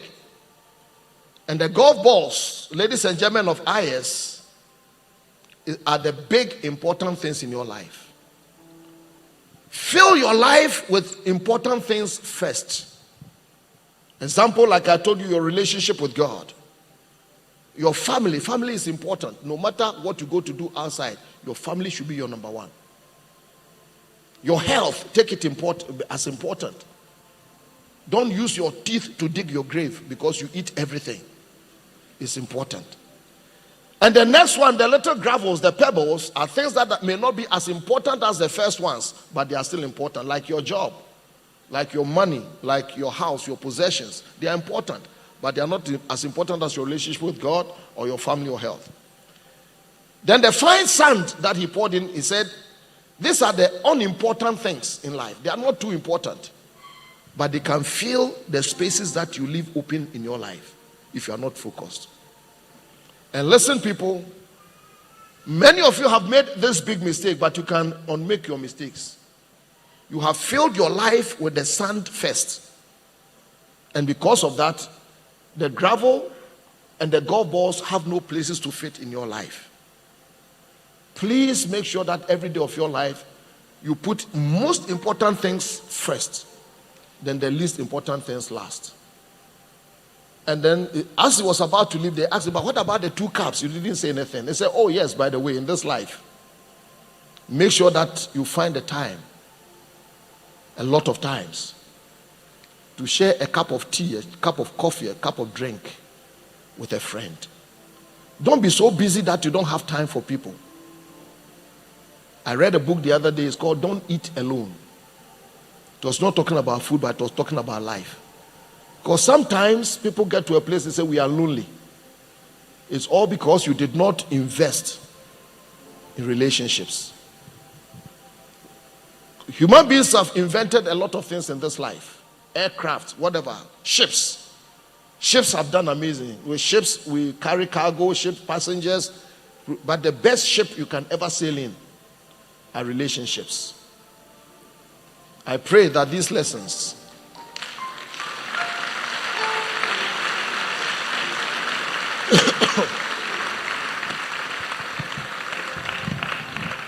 so I'm done. I want to take your questions. Pastor Brian, how many questions? 2.5 or 3? Now, please don't ask me any difficult question. I don't like things like that. Pastor Prince here. All right, go ahead, please. Your name and where you're coming from. I go by the name Val Editorial, Badi Cape Kojo. And I'm from Medina. Wait. What are you called again?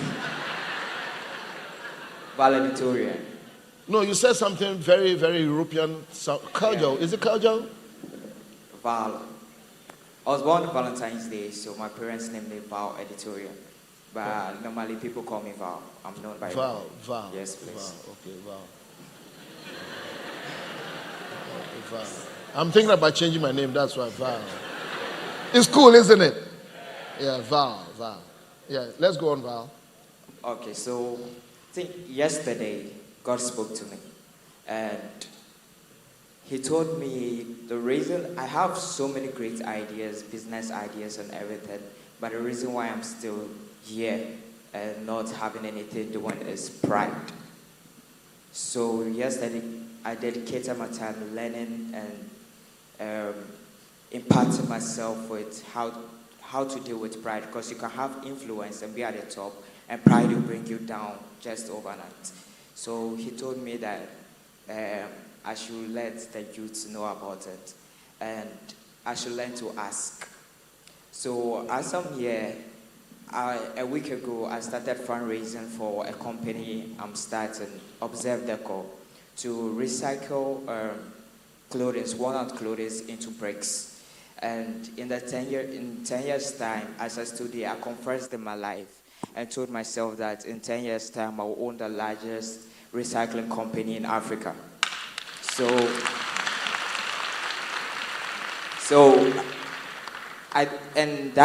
And within the week, the fundraising I was doing, God told me to raise 10,000. I said, God, how will I do this? Who is on my contact that can raise the amount of money?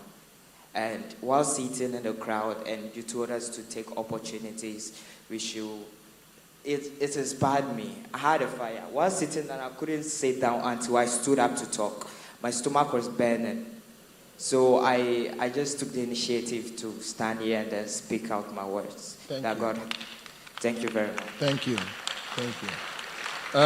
Listen, you don't have to be great to start anything, but you have to start in order to be great. You don't have to be great to start, but you have to start to be great. And this thing called pride. You see, pride is like bad breath. When you have it, nobody will tell you, but they won't get close to you. I'm distilling wisdom. Don't ever pray to God to humble you. It's not a very good prayer. He will humiliate you. There's nowhere in the Bible that he asked you to pray for humility. He said, you humble yourself. It's your own volition. When you are humble, when even people are trying to destroy you with lies and you know you can destroy them with truth, you still keep quiet. Humility and stupidity are not cousins. But humility is admitting that without God, I am nothing. And that whatever I am and whoever I am is because God gave it to me. Please listen to me. The most annoying human beings are people who have nothing and they are still proud. Understand this, youth of Ghana. You are not as important as you think. Neither are you as bad as you feel. Just be yourself. Val, go ahead. Don't ask me for the part of the fundraising, but go ahead. I'm broke just like you. So, okay, but God richly bless you. Thank you very much. So, yeah. You haven't finished. God asked me. God asked you to ask for the fundraising thing. Yes, please. In this Iyes. Yes, please. And wait. God, but He hasn't told us. Has God told anybody that? So how come you only heard and we too? You see, this God told me thing has brought Ghana a lot of problems. Oh. Yes, please. No, I won't go there. Okay. Sure. Okay. Thank you very so, Val, thank you. Pastor Brian will deal with that. Okay. No problem. Okay. Thank you. Okay. The middle aisle. Let's go. Let's do it. Please. Pastor Brian, how many minutes does anybody has to ask the question? Because there are people whose questions, if you look at their questions have questions. No, quickly. How many minutes, Pastor Brian? How many? A minute per question. Your time starts now. 10 seconds ago. Please, thank you very much. I'm Nora Namimaleg Agbevo Ajima from Base of Michelle Camp, Akosombo. Please, my question goes, how does influence differ from authority and control?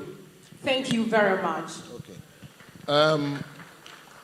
Has anybody tasted? How many of you know salt? Oh, come on. I'm not being silly. How many of you know salt? How many of you have tasted salty beef before? Well, let me see your hand. Okay. How many of you have tasted beefy salt before? If you raise your hand, you are very wonderful. How many of you have heard salt making noise before? Salt making noise, screaming, shouting hallelujah. No. But anywhere that salt is, you feel its influence. Isn't it? So influence is not always loud, but influence leaves a mark. That I was here, not the ones they write on wall, that I was here some. Many times we equate authority with influence or being a bully and that kind of thing. You don't have to scream. You don't. Many times it's not authority, it's just walking all over people. Influence is quiet. Influence has class. Influence convinces nicely. Influences make a statement. So that is the thing. Authority doesn't mean that sit down, stand up.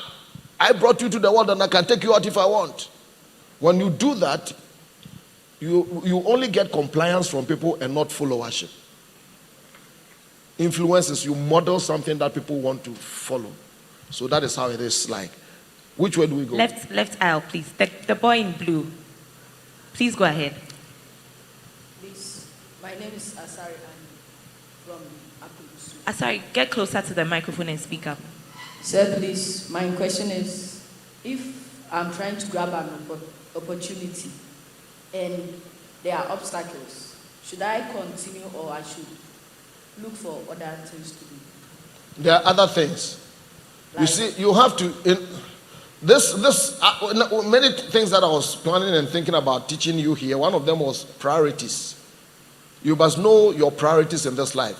Priority means that what is more important than the next. And in life, you must know the things that are very important, not so important, and forget about it. So you should look at the things that are there as opportunity, because sometimes opportunities are, some of the things you call opportunities are nothing but traps or distractions. So you've got to have the wisdom to know it. That is not every door that you enter. Some may be a trap door. So you have to look at it carefully. Does it help? Thank you. Awesome. Please, for my second question. No, please. One each, please. One, please. There are thousands of people here. You want to take everybody's question? Thank you, Asari. All right, this one. Okay. Please, you may go ahead. Please, I'm Charity Quay. Charity, speak up. Speak up. Come close to the mic and speak up. Please, my question is on the fourth What was your name point. again? Charity Quay. Charity. Okay, go ahead, Charity. My question is on the fourth point. The small boy nearly asked it, but I'll ask it in a different way. You said we should grab our opportunities early, yes. All right. So using the small boy as an example, in a village, let's say one hot afternoon where he is very hungry, and then he got to a mango tree and realized that there are some ripe mangoes on the tree, but he is short. He cannot climb the tree too. And the only thing that he can use are stones and little sticks over there that he can throw into the tree to plug the mango. So as he was trying to do it, you realize that if you are doing that, sometimes he may not get the ripe ones, but the green ones always. Yeah, it's a fear before always. Yeah, go ahead. Yeah. And so as he turned his eyes, he saw a man, an old man, very tall, that can help him. Sister, your story must be fast too. Yeah, so the guy has now realized that no, someone is coming to help me, and he feels okay. But for all he knows, the man has picked a stick from the ground. What is the man trying to show the small boy? I don't know. Yes, I'll tell you. Tell me. Yes. If the small boy were to stand there, the man would whip him for throwing the stones into the mango tree to plug the... Is this a lecture or a question? It's a question. I'm getting very worried. Okay, go ahead, Charity. Go ahead, Charity. So, the guy has to run away. Okay. For the man to pass by. Now you are saying that we should grab our opportunities early. So I want you to give us some practical ways apart from attending Iyes. What other practical ways when the old men are refusing to help the young ones under the mango trees and they are throwing them away instead? So you use this long parable to set me up, eh? Long parables. Well, number one, I don't know who the mango tree belongs to. So now it's a battle of wisdom. So I don't know who the mango tree belongs to. He just saw a mango tree and maybe it belongs to somebody. So number one, don't steal. You agree with me? I think at the end of her long story, she wants to say that sometimes the older generation is not helping the younger generation. Let me tell Ghana something. If somebody is never going to help you, they will never help you. And you can spend all your life being angry that they didn't help you. Many times your breakthroughs in life come not because of people, but in spite of people. Sometimes when somebody rejects you, it is your opportunity to do something for yourself. I know we have an interesting culture. Sometimes younger ones have not learned to position themselves well. Can I be a little bit brutally frank with you? I tell people that within this culture, can you sometimes stop begging people for things and begin to ask them for opportunity or information? Because sometimes we feel entitled to other people's things. And people that have attained a level in life don't walk about as Father Christmases, just throwing things off. You must merit help. That's why I like it when the CEO was saying some things that people must learn to volunteer. I'm coming from a nation where volunteering is high end. My friends and people here will tell you, our children at school, at home, we teach them to go volunteer. Wherever, I think we all used to live in the same area, we have a very amazing hospital. And anytime you go there, most of the front staff writing your names, showing you to the different wings are old people, and many of them are millionaires who are retired and they are volunteering.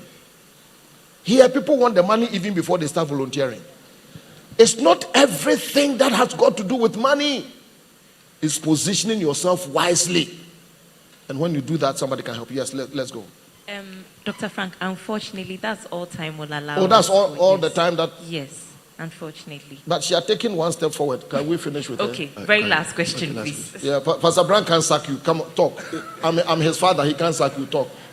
Please, my name is Blessing Asiael. Blessing. Why? Oh, her voice. Say what your name is? Blessing Asiael. Oh, I like that. Cheryl. That's nice. Please ask your question. Please, what do you do when you're in an environment that doesn't allow discipline? Like, for example, I'm in an environment that when you speak about people being late, they tell you don't have home training. You tell them that they are late and they tell you don't have home training? Yes, because I don't get they're quite older than you, people older than you. And let's say you're in an environment that people don't like to take correction. And let's say there was something that happened and I tried to speak up that they weren't time conscious. And they told me I don't have home training. Okay. And also, he said something about the last 8 hours of your day. I read a book by Robin Sharma called The 5 a.m. Club. And it spoke about owning your morning and elevating your life. So I want to know, does it necessarily have to be the last 8 hours of your day? No, when I said the last 8 hours, I didn't put it at the morning, noon, and night. I was talking about quantity of time. Okay. 8 hours work, 8 hours sleep. So the other 8. So maybe I should have said the other 8. So it could be very early in the morning or in the middle or whatever. But there are 8 hours that you must be able to use productively in your life. Now, I know our culture. Culture is culture, and culture is very powerful. This is what I want to tell everybody. You don't correct upwards. You appeal upwards and you correct downwards. Think about that, Pastor Brian. Come on, people, let's hear it for Dr. Frank Ofosua. Please rise onto your feet. Thank you. All right. I want you to just stretch. Come on, just stretch. Okay. I want you to keep standing, please. Those of you that want to follow Dr. Frank on social media, you can just check the screen for his social media handles. You can type the Ambassador of Hope. The Ambassador of Hope. I want the media to project it right now. And you can send him any message and contact him. And on Sunday, next week, Sunday, 23rd of March, he's having a leadership gathering and impartation night at the Fiesta Royal Hotel, exactly at 4 p.m. And there will be a free bus on this campus to convey people. So please, if you want to make it, just be here exactly at 4 p.m. Can we clap our hands and appreciate? Thank you. You can do it better, everybody. You may be seated.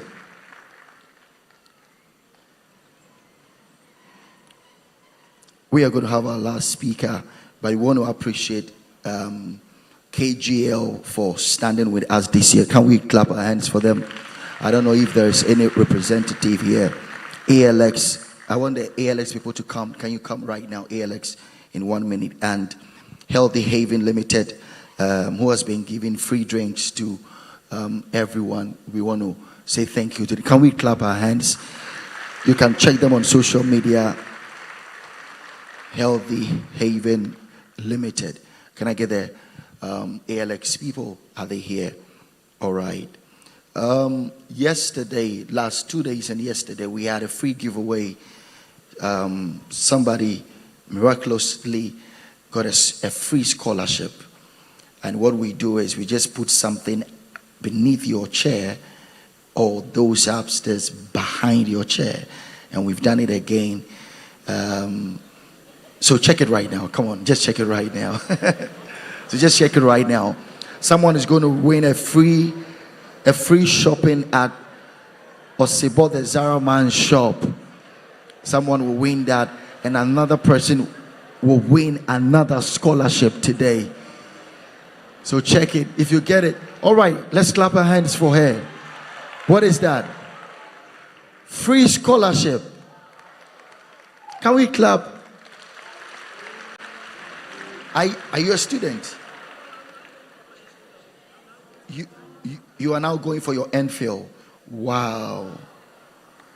So listen, can you show us the videos? Yesterday I was so touched. One of the people that we gave scholarship last year walked to me and said, Pastor Brian, thank you so much for what you did for me. Can you show the videos? Don't cry. Can you show the videos right now, please? I'm currently pursuing PhD at the University of Energy and Natural Resources, Sunyani. And I want to take this opportunity to thank God for today, and also most especially for Iyes Foundation when I contacted them for a scholarship. Honestly, I'm out of job, and getting funding for education has not been so easy. But when I contacted Iyes Foundation, they were able to guide me, and today I'm prize winner of a scholarship. Therefore, I can study in peace. Once again, I want to thank you, Iyes and Pastor Brian, for this opportunity. And I want to take this opportunity to explain to anyone who wants to come on board for a scholarship to have faith, pray, and also contact Iyes Foundation. Let's clap our hands. Thank you. God bless you. We had a number of people, and we also gave money. The Iyes business pitch, we gave money to people to invest in their businesses. And what's your name? Microphone, please.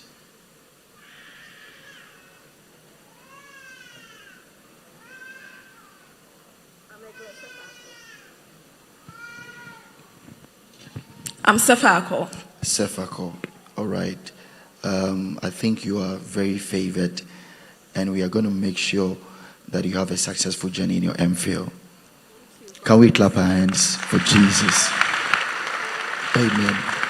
What is yours? Okay. free shopping at Osebo the Zara Man shop.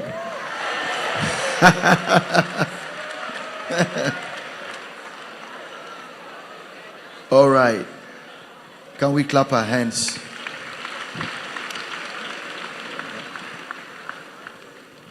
Okay. Thank you so much. You're going to see our National Director, Chilke, and he'll take your details and we'll get back to you. All right. Let's clap our hands for them. Thank you. Shall we welcome to just give us one song, then we take our last speaker. Please appreciate him right now. I think his name escaped me. Thank you.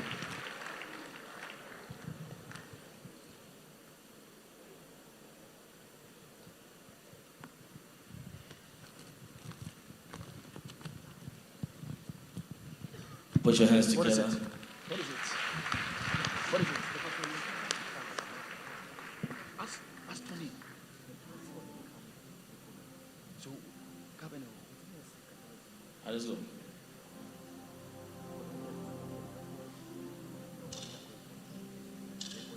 Where?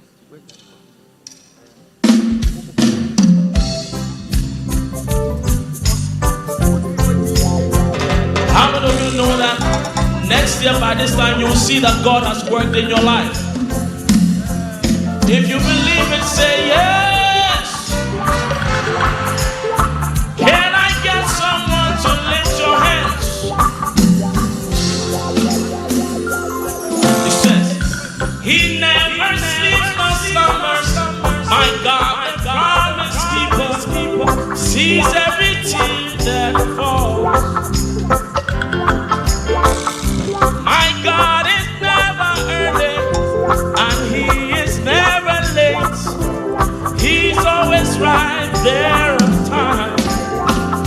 And if He said it, surely He meant it. And if He meant it, surely He will do it. God is working. He's up to something. I may not see it, but still I'm trusting. God is working. God is working. He's working. God is working. One more time. He never sleeps nor slumbers. My God, the promise keeper, sees every tear that falls. My God is never early, and He is never late. He's always right there on time. And if He said it, surely He meant it. And if He meant it, surely He will do. God is working. He's up to something. I may not see it, but still I'm trusting. God is working. God is working. Can I get somebody to lift up your hands?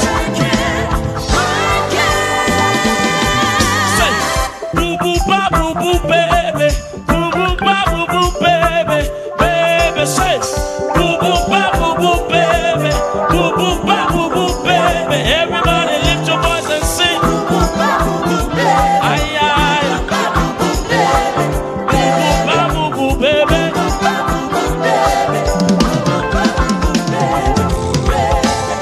Say, don't you cry, don't you worry, don't you cry, don't you worry, worry.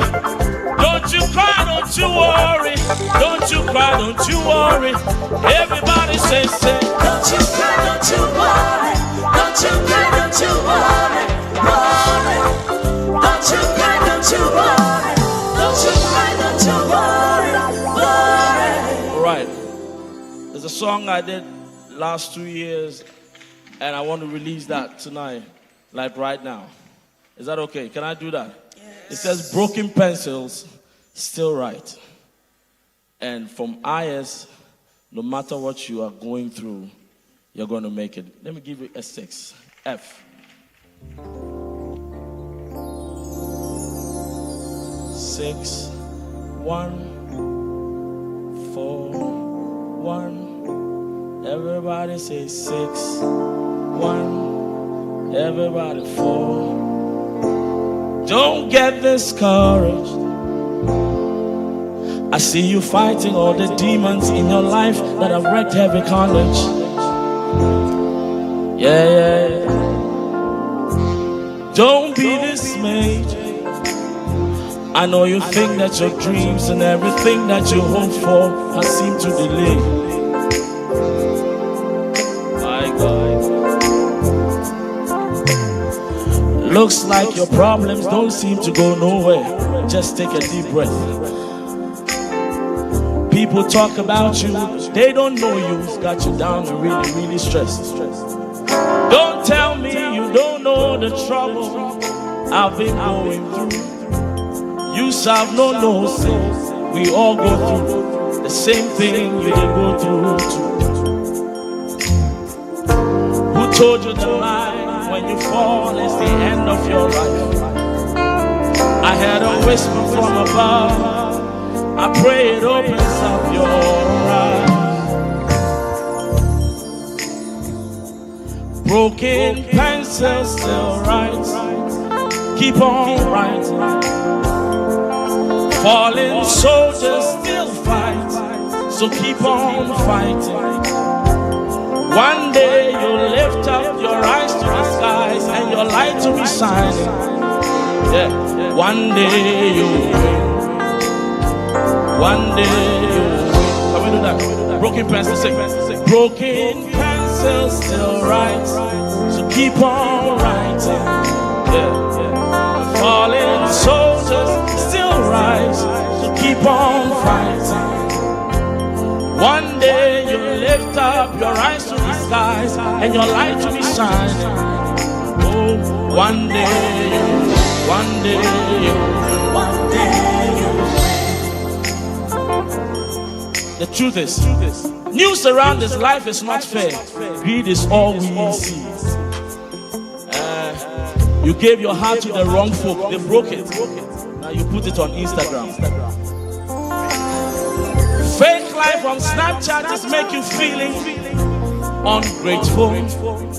My sister, if you see them in real life, you know you are being a grateful. He wrote the paper and failed. Sit down and write it again. This year you go pass out. He broke your heart and you cried. Give love another try. True love will heal your heart. I'm not trying to look down on your problems. No. I know say you don't know how you sabi solve them. Yeah. Well, allow me to introduce you to someone I know.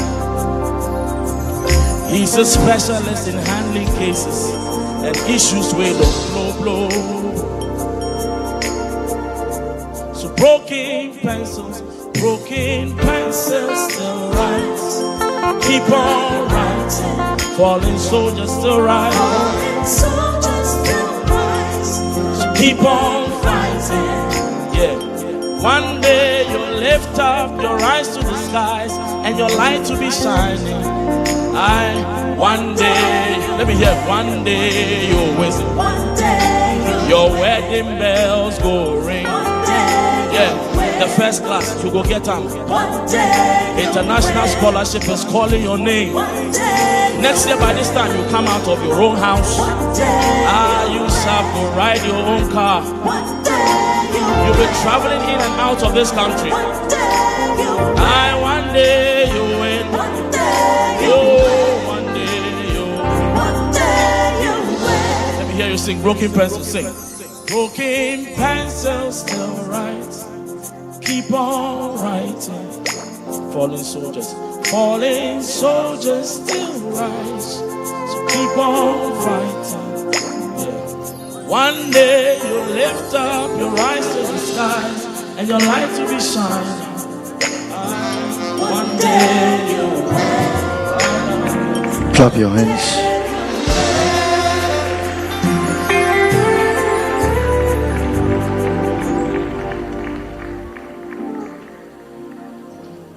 Albert here? Albert Arden. Albert Arden. All right, are you the one? All right, come. Can you give him a microphone?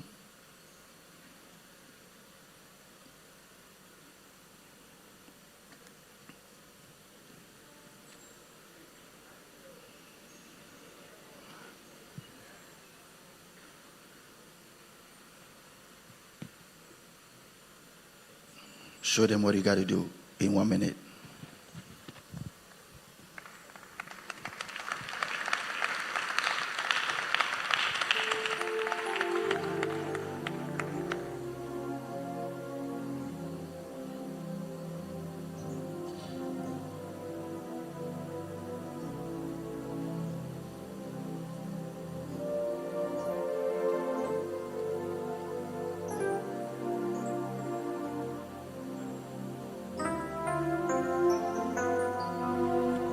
Thank you, Pastor, to share this little piece of my little piece of mind with these great ones.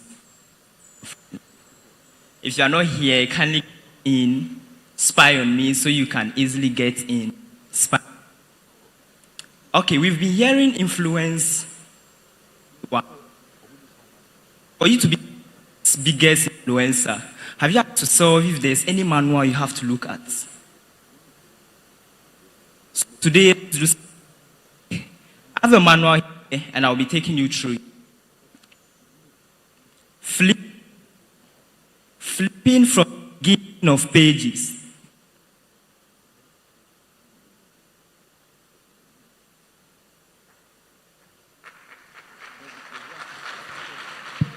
Flipping from the beginning of pages.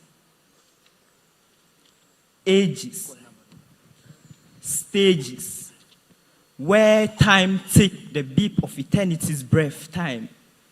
Stage the pages into ages, characters, driving actors, characters, and beings begin. The cosmic cadence, the artist who arts in heaven, thy will be done in heaven. Thy will be done in a heaven crafted and etched in the core of the universe, earth. Great artist, creator at his throne, chairman chaired the art of creation. In his creativity, he beautifully adorned us in genes of his character so we could drip perfectly as him. Time, from the start of generations, right from Genesis, even before Gen Z's, he genetically put in us traits so we could genetically express the genes that code for his identity. From the first glimpse of his face, he has a plan. Right from the inception of intention, he was their God in the Garden of Eden. Garden of aiding man in the cool of a breeze, flipping. Searching. Searching from pages when he spelled beauty into characters. B-U-T. Beauty. But this beauty-filled portrait fell off the walls of his glory. Searching. Searching through the pages. The 5 times he booked Moses to lead his people, the Torah. Right from Genesis, he hasn't left man. Right from Genesis, he has not left man. He said, I'll cause the exodus of my people, a mass exit from Egypt without taking from them any levies cost. The numbers of the enemies don't even frighten me, so stand still and know this is a duty on me. Be still. Be still and know the Egyptians you see today, you shall see no more. Even at the season of hardship, he foresees the sea, so he parted the sea. Civil engineer a motorway at the middle of the Red Sea, so the whole world could readily see that this God is overseer. Searching. Captains of Israel's hosts and guiding the captives free in his relationship, in their warship, guiding them, sailing them through his goodness and mercies, sailing, searching. History upon history. Psalm 1, 2 Kings and Judges try to sum you all his story. In the book of Psalms, songs describe the galaxy as beautiful as indescribable. His infinite greatness is far beyond comprehension. The psalmist can't even begin to fathom his greatness. Oh, you know, go ask me how I take no.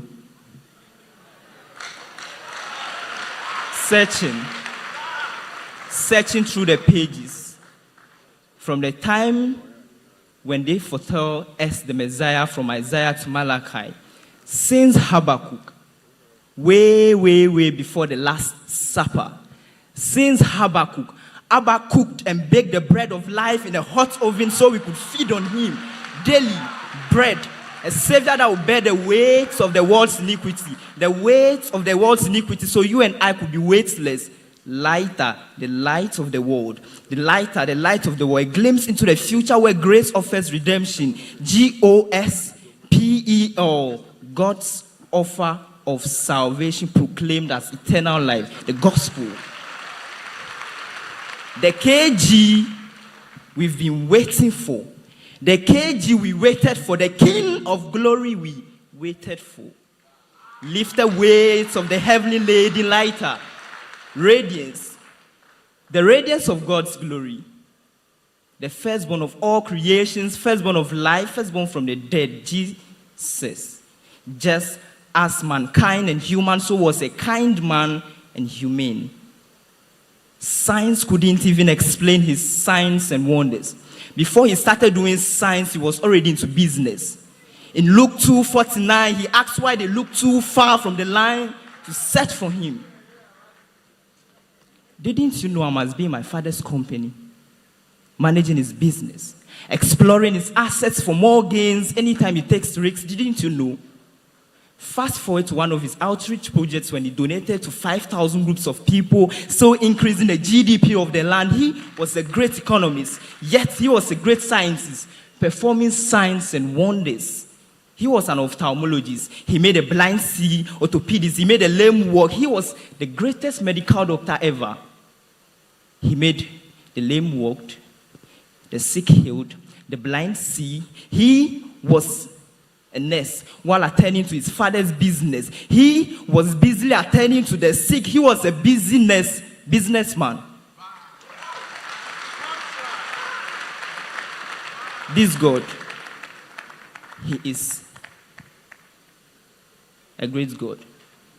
Nothing can really explain him. Chemistry tried, but his care is a mystery. So it was difficult. This God.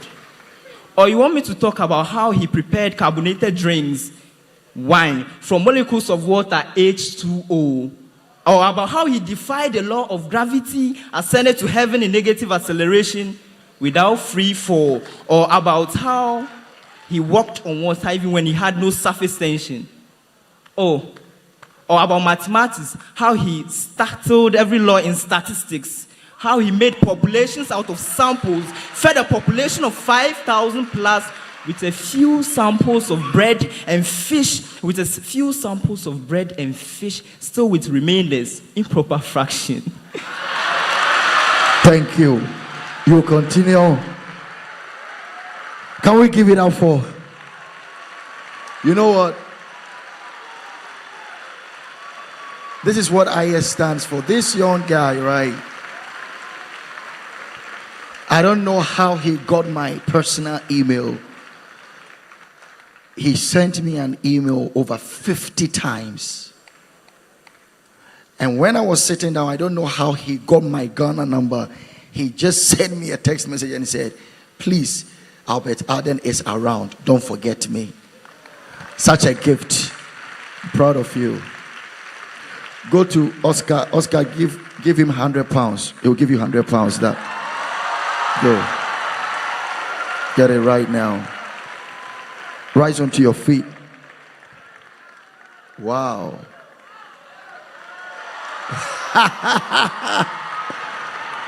Somebody said, I will, I can, I must. Don't forget that there is free food, and today the food is double. Yesterday, can you please show me the video? So Please don't be in a hurry to leave. So there is free food again today. Rise onto your feet, everybody. Going to invite our last speaker, Mrs. Beatrice Mensah-Teyu, is a seasoned chief executive officer leading and operating cutting-edge businesses on the international landscape with a focus on oil and gas in the sub-Saharan Africa. Her business acumen has placed her in a position to serve on several corporate and foundation boards. She is an economics and an investment strategist and a high corporate acumen and a keen eye for niche opportunities in the oil and gas sector. She's the founder and CEO of the Cybele Energy Global, Cybele Energy Ghana, and Cybele Energy Natural Resources Guyana, which is focused on exploration and production of oil and gas. This is a wonderful woman that I know that she's going to challenge something in every young woman in the building today. She has put Ghana on the global stage. Is an oil tycoon. And why I bring such individuals is that if you see her stand and know the kind of things that she has done for United States of America and the whole world at large, there should be something that should shift in your system, that if she can do it, you too, you can do it. She came with her intelligent, beautiful daughter, Chelsea. I want Chelsea to come and let us see your beautiful self. Come on. I wanted to just say hello. Hello, everyone. Pastor Brian, thank you so much. We're grateful for you and for being here today. Let's give it up. A very intelligent young lady. And I think after Mrs. Beatrice, you feel the vibe is in the house. Can you give it a, all right, thank you. So, please, with a clap and with a shout, help me welcome all the way from Chicago and Ghana, Mrs. Beatrice Jones Mensah-Teyu. Come on, please clap.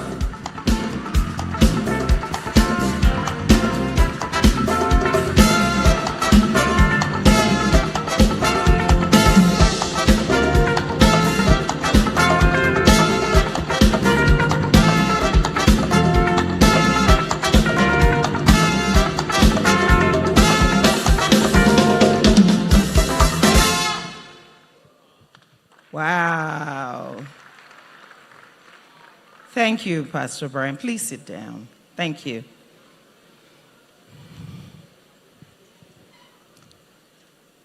Good morning, or is it afternoon yet? Afternoon. Well, quite honestly, coming on the heels of our previous speaker, Dr. Frank Ofosu-Appiah, if I had met him before, I would have thought maybe we shared notes. But after listening to him, I probably don't even need to be here, because he said it all. He really said it all. Please allow me to stand on existing protocol. Ladies and gentlemen, distinguished guests, thank you for making a prolific choice to be here. Pastor Brian, in the time that I've known you, I know that you're an amazing human that's been chosen by God to do great things. I actually didn't know that you were a robot that was actually faking as a human. Because when I watch what you do, there are times when I send you a text message at 2 a.m., you answer. By 5 a.m., you answer, so I wonder, what time do you sleep? And for anyone who's put events together, you know, to even put a birthday party together is stressful, much less an event like this. Please, can we give a resounding applause to Pastor Brian? Let's honor him. Let's thank him. I salute you. You, Pastor Brian, are the true measure of a man. You are the true measure of who God has called us to be. I'm glad he chose you. And I'm glad you're walking in his footprints. Thank you for inviting me to be a speaker today. Like I said, Dr. Frank has said it all, so I'm just going to tippy-toe on his footprints. I'm going to give you a brief bio about myself. I transitioned after high school from Africa to Chicago, completed my degree in economics and investment banking, as well as business administration. I had an illustrious career in pharmaceuticals, Pfizer, Hoffman LaRoche, Johnson & Johnson in the US. And all of a sudden, as I'm rising on the corporate ladder, I start to hear a voice. You must drop what's in your hands in order to be able to hold what I'm about to give you. Like, what? Okay. It goes on for about 6 months. You must drop what's in your hands in order to be able to hold what I'm about to give you. And then I got very ill. Quite frankly, I had a miscarriage, and I almost lost my life. And then it occurred to me, one of my colleagues at Johnson & Johnson said, you know, you could take a leave and actually be off for about a year. And it was during that time that I figured out what it meant to drop what was in my hands and get ready for what God was about to assign to me.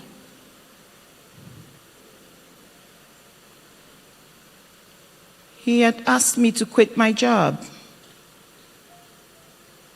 And I'm sitting there going, okay, here's way over 6-figure salary. There is a company car. You're being flown around the world. How do you quit that? But you know, it felt right. It sounded right. So I had a discussion with my husband. And he was like, what? I said, yes, I'm about to quit my job. Well, what do you want to do? I don't know. I know I want to go into business, but I really don't know. And so the first thing I did, I leaned on my own understanding. I went back and set up a wholesale pharmaceutical company. Now, what sense does that make? You're coming out of pharmaceuticals that you were already tired of, and you want to go back to that? In 3 months, I closed the business. And it was at that time that I came to Africa for a visit. And then another voice. Africa needs you. I was like, oh, hell no, no, no, no. How? Well, America has a lot of you. Africa needs you. I said, there is no way I can possibly leave corporate America and work in Africa. No, it just can't happen. But you know, when God assigns you, there's no left, right, center. There's only one way, His way. And that's the only way that works. So, why did I bring this up? You must drop what's in your hands in order to be able to hold what I'm about to give you. Today is the last day of this amazing summit. It's wonderful to jump and shout and scream and listen to the pastors and say amen to them, and then you go back and you repeat the same things you've been doing that's got you spinning your wheels. I'm going to make a deal with you that by the time you come back next year for Iyes, you are able to tell Pastor Brian what you've implemented in your life from having been here. Otherwise, please don't waste his time. Please don't waste your time. Because you see, the devil is also after your soul. It's not only God, and the choice is yours. There's only so much anyone can do to correct you, to push you, but at the end of the day, the choice lies with you. So, you need to become disruptive. You need to renounce what no longer serves you. You need to take a total evaluation. You know what you do right, and you know what you do wrong, more than anyone else can ever tell you. You need a postmortem of what you've been doing. And when I say renounce what no longer serves you, I speak to what you've done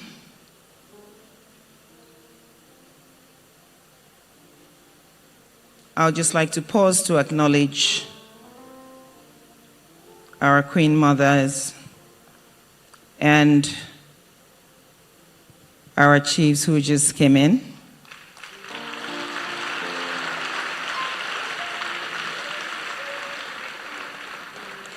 You're welcome. Renounce pride. Renounce laziness. You are a generation, I'm not sure if you are Z, X, Y, W, whatever these titles you're giving yourselves, and celebrating the fact that this is how we do it. There's no way how you do it. There's either the pathway to success or the pathway to mediocrity, which will keep you in the same place. You cannot afford to leave here and be the same. Dishonesty, jealousy, arrogance. These are all the little things that when you are tethered to, they take you nowhere. It adds absolutely no value. The overarching theme for this summit is influence. And it's very interesting to me when I hear influencer. Who are you influencing? Is always the question. The first person you get to influence is you.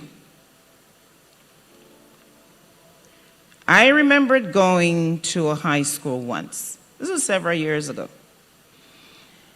And I had to give a talk. There was this one student who sat down, he was slouched over. Quite frankly, he had his leg on the table, right? And I could never forget that to this day. He had his leg on the table, slouched over from beginning to the end, but he was the first to ask a question. And his question was, "Oh, Madam, how can I have a company like yours. How can I own a company? I said, you know what? You already do. It's James LLC. You are your own company. How you market it, how you manage it, how you protect it, is totally up to you. Your parents can tell you, your teachers can tell you, your pastors can tell you, your president can create all kinds of jobs, but he cannot wake you up in the morning. You must be self-driven. You must want it more than anyone else wants it for you. And therefore, you need the tools that can help you. But you need to seek the tools. Because again, the previous speaker already talked about 24 hours in a day. God's not creating new land. God's not creating new time. It is what it is. Work with it. So, how you allocate the most important resource, which is time, is entirely up to you. There comes a time when even your own parents will get tired of advising you. Because you know what? They will get to that age where they go, I don't care. And they don't. They love you, but they cannot come and kill themselves by themselves. So, we can pretty much understand what we need to do by watching nature. If you watch a tree, how does it grow? It starts with a seed being planted into the ground. It's dark in the ground, but there's nutrients. You all talk too much. You need to recoil. You need to retreat. Go into that darkness where your roots can go deep. Your roots need nutrients. You need to build trust. You need to build leadership skills. And these can be built in quiet. You don't need noise announcing all over social media. This is what I'm doing. Who asked you? You can show me better than you can tell me. All of your C-suite executives, all of your leaders have trained eyes. They can tell a good thing when they see one. It's for that reason that when you walk into any organization and you have a meeting with the CEO or with any of the C-suite executives, you know what? If you take a notice, their desks are always further back in the office. There's a reason why. Because by the time you walk through that door, they've already done a 360. They've evaluated you, your appearance, your gait, your aura, your level of confidence, and they can size you up in 2 minutes. So, dress how you want to be addressed. Train yourselves. Personal development is critical. Today you have Google. You spend a lot of time. Boy, I wish you could journal. And you know what? The billionaires who run these search engines, if you look at your algorithms, they are totally training you to waste your time. No one reads anymore. You can't tell the difference as to what's fake news, as to what's real news. You don't call your parents, you don't talk to your friends, all you do is text. You look for gossips online, and it's scintillating, but guess what? Adds no value. cannot move you from good to great. So, when you make that choice to act like a tree, to go down to the roots and get the nutrients of trust, honesty, gratitude, humility, respect, hard work, and discipline, nothing takes the place of that. As your tree rises up and germinates, you will get the currency of integrity. It's an unflappable currency, because integrity is what would leapfrog you into the world. There is no CEO who will give an opportunity to anyone who lacks integrity in their organization. They've worked too hard, they've been betrayed 1,000,000 times over. And Pastor spoke about trust. It's hard to trust. If you can find the people you can trust in the fingers of one hand, you're very lucky. But I'm going to flip it. Do you want to be that person that cannot be trusted? Because I tell you, it starts from now until you are 100 years old. I can tell you some stories that would curl your toes. Because if you cannot be trusted today, you cannot be trusted when you're 30. You cannot be trusted when you're 40. You cannot be trusted when you're 50. And trust, my friends, is the only bankable document you have.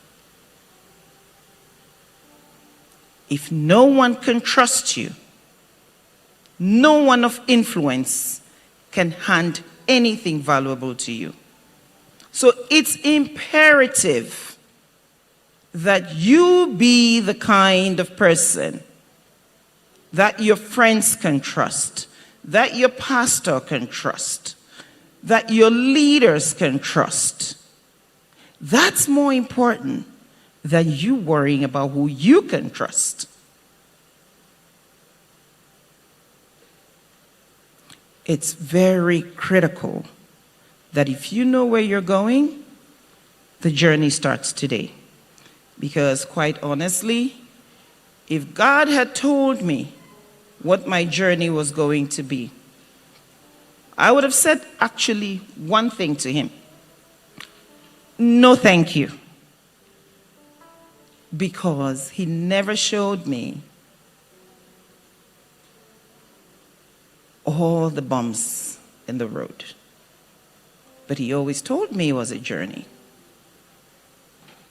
I would have worried about when I get to the ocean, how will I get to the other side? And I would have said no. But when I did get to the ocean, because the ocean is going to be there, there was a canoe. When I got to the mountain, there were hiking boots. But I could never, ever have anticipated that it would be there. So young leaders of tomorrow, please trust the process. It's a journey, not a destination. You're one generation that wants results without process. It truly is a sense of entitlement.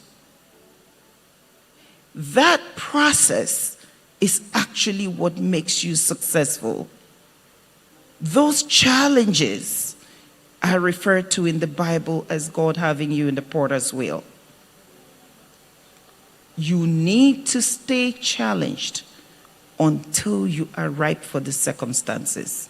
Otherwise, the world would eat you alive. You need to act local and think global. You more than anyone else, because you now live in a global village. So while you're dancing up and down, you're talking about celebrities, You're spending time chatting back and forth. Your competition is not in Ghana. Your competition is in China. Your competition is in America. They are spending time innovating stuff. They are spending time on STEM programs. And you are spending time talking about the new dance. You are in crisis mode. And I'm not going to sugarcoat it for you because the hand-holding is over. You need to wake up and smell the coffee. No one's coming. Because, like I said, if you want to make waves and you're competing with other students who are spending more time, you've truly weaponized social media. I hear a lot of people talk about red. They laugh about it. If you think about it, if someone came to you today and said, look, you take this and destroy yourself so I can make $1 million, would you do it? So why do you spend your time on we'll do red? But I listened online when the Minister of Youth and Empowerment was here. And he did mention about setting up programs to train the youth, to train and train and train. Look, they can only do so much. He doesn't put those things in your mouth.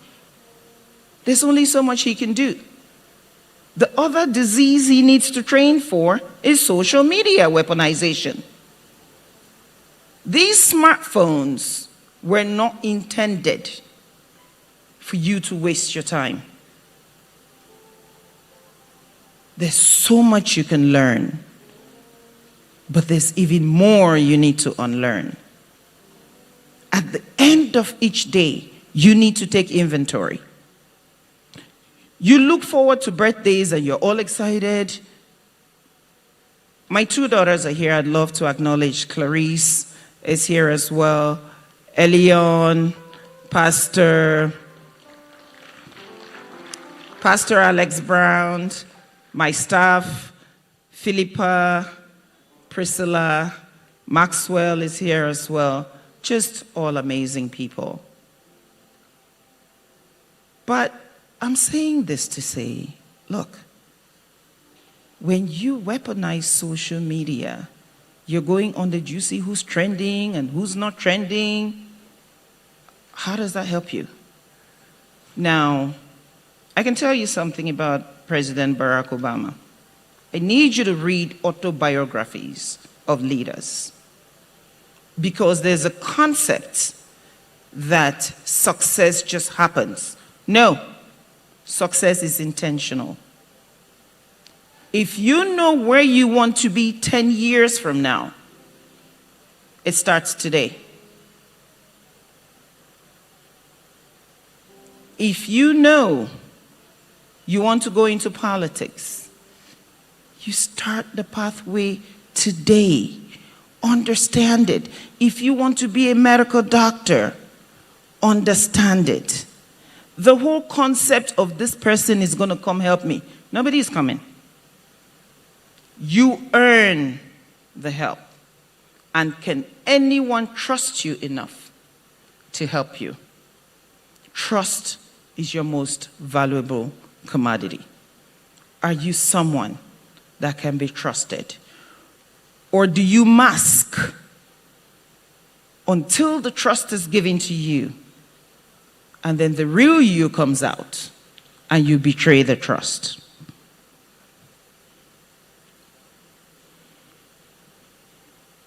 Choose your friends wisely. Be intentional in choosing your friends, because you become the 6 closest people around you. You either gain social equity or liability. And therefore, understand that when you build these relationships, it's not a numbers game. Who do you build the relationships with? Because friends are like an elevator button. If you press it, it can take you up or take you down. And you live in a generation where you're so impressionable. Things are not always the way they seem. We had a conversation the other day and someone said to me, "Oh, and look at such and such's marriage. They look amazing. They look like they have, because they have the same background, they just a power couple." I asked one question, how do you know? You don't. You don't know them. They don't know you. What the heck are you doing looking at them? When you are born, the first person you look at is your mother. Your parents are your first influencers. If your friends, if your family cannot influence you, you're lying to the world. There is no mother. There is no father. It's irrelevant whether or not they are successful, but they want to see you successful. They don't want you to repeat their mistakes. It is for that reason that God gave an assignment. Honor your father and your mother. He didn't say they had to be perfect. He didn't say they had to be rich. He didn't say they had to be highly educated.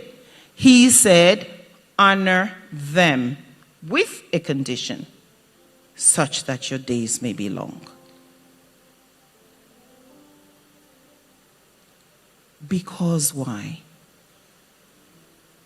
When you don't listen to counsel, you will crash and burn. And pride always goes before a fall. Oh, I saw it on social media. Oh, this person said, and that person said. You don't know them. You don't know if they were telling a lie. So the influence begins at home. But it begins from you giving honor. It begins from you showing respect. I can tell you this. I don't care what degrees you get in universities. I don't care what PhDs. Quite frankly, you would never, ever be smarter than your mother or your father. I don't care if they're in the village. Because when I go to the village, I can sit by a 3-stone fireplace with the ladies. And I can gain wisdom from there that I can utilize in any boardroom in the world.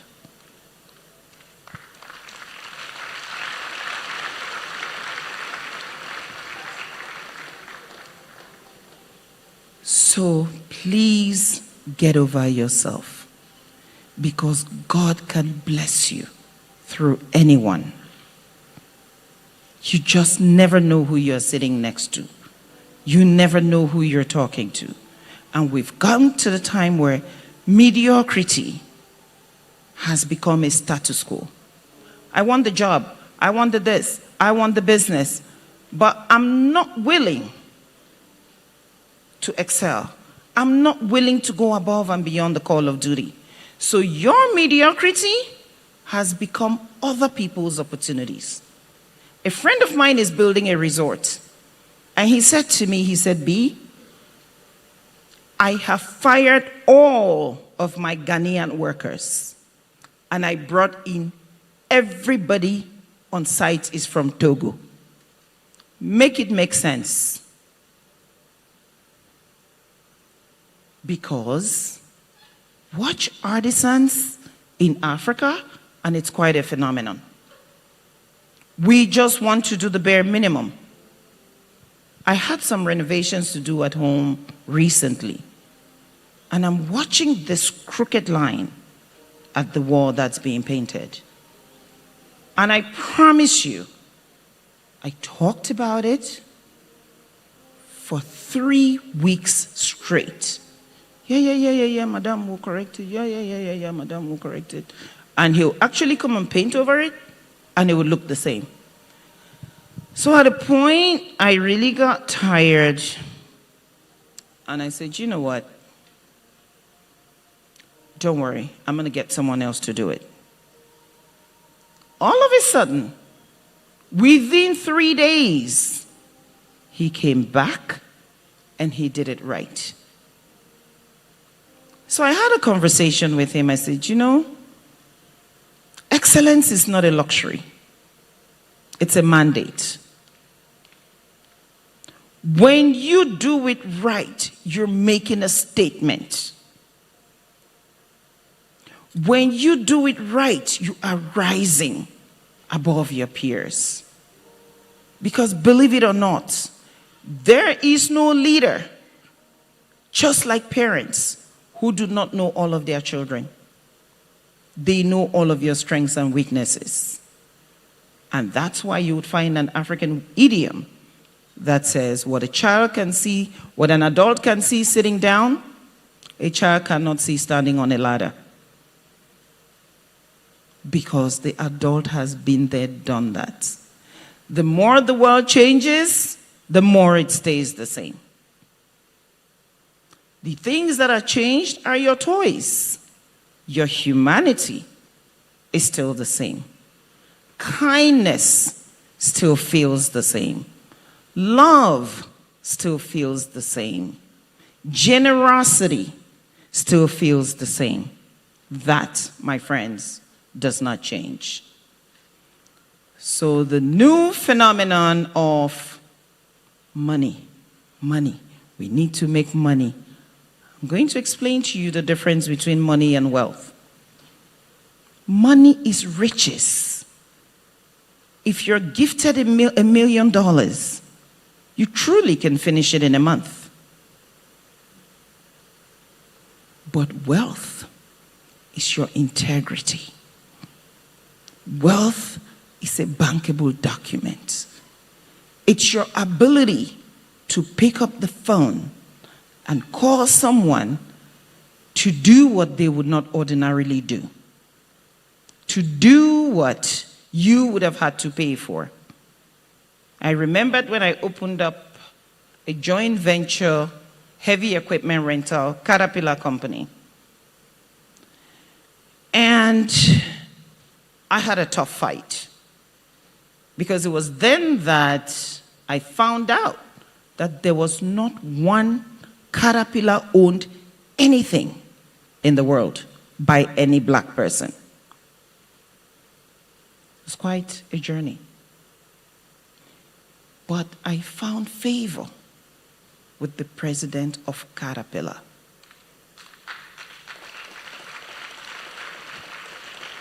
Because of someone else who knew me and knew my integrity. Not because of me, but because I had been consistent.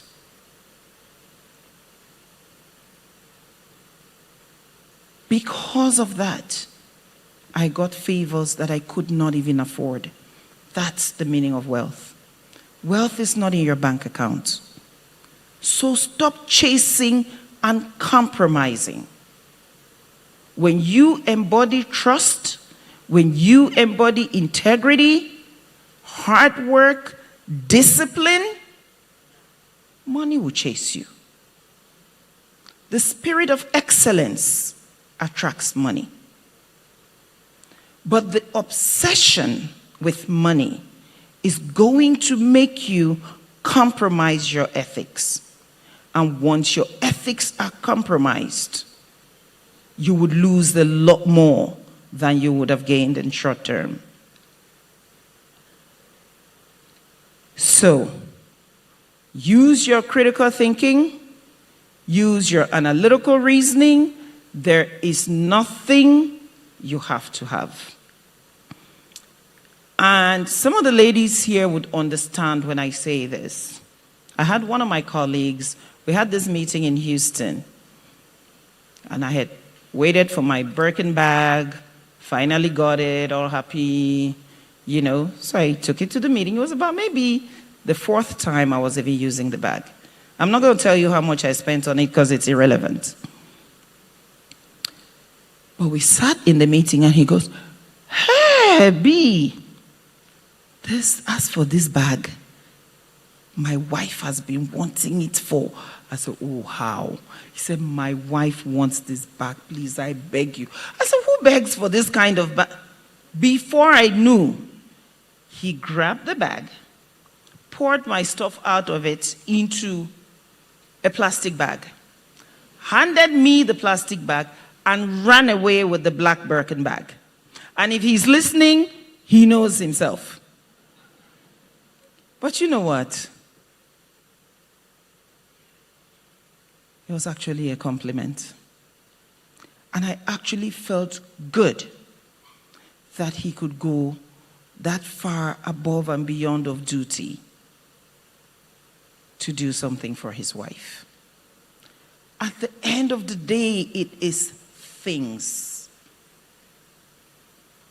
I never replaced the bag in that color because it doesn't matter.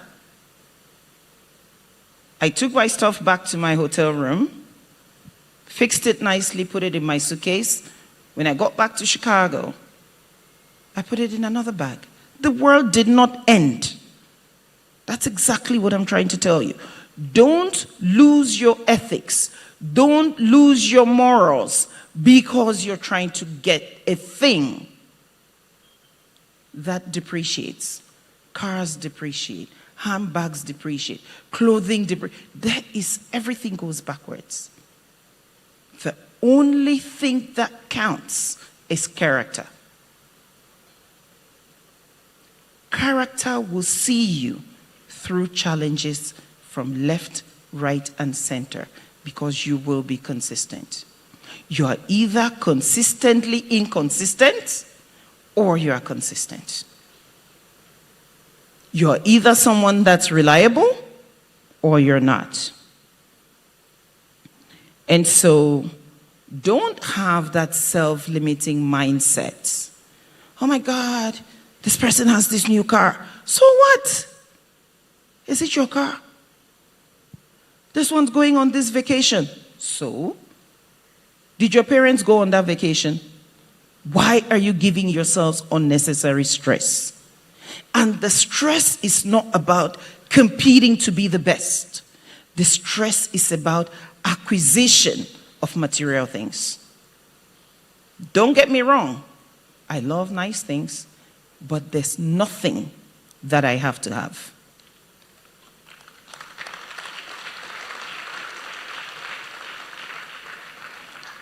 So what I mean by that, I will never ever compromise a friendship.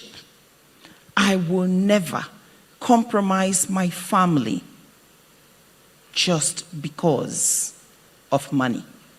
That is the spirit of poverty.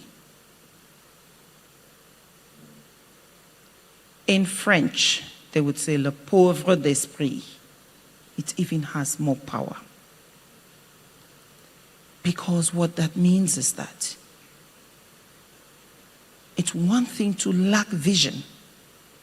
It's something else to lose your spirit. You might as well just walk around like a nobody. But when you do what is right, when you stand for what is right, you're the first beneficiary because you can stand tall. Because you are the only one you get to live with. You get to go to sleep with your own eyes, not someone else's. You get to think with your own brain, not someone else's. And what that means is that when you do the wrong thing, you know you can justify it all you want, but it chips on that rock. And it chips and it chips and it chips. And at the end of the day, you will get in the short term what you may be looking for, but in the long term, you would have compromised who you are. One of my parting gifts to you will be how you pay Pastor Brian forward. You actually pay him forward by changing yourselves. He really doesn't need anything from you. He doesn't have to do this. And so, to the gentlemen, I would say, how many in here are at university level? Just let me see a show of hands. Okay. Postgraduates,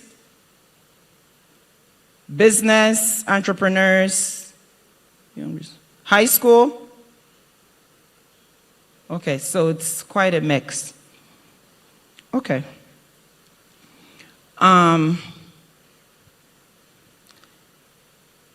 Most of you are already dating. You are in relationships.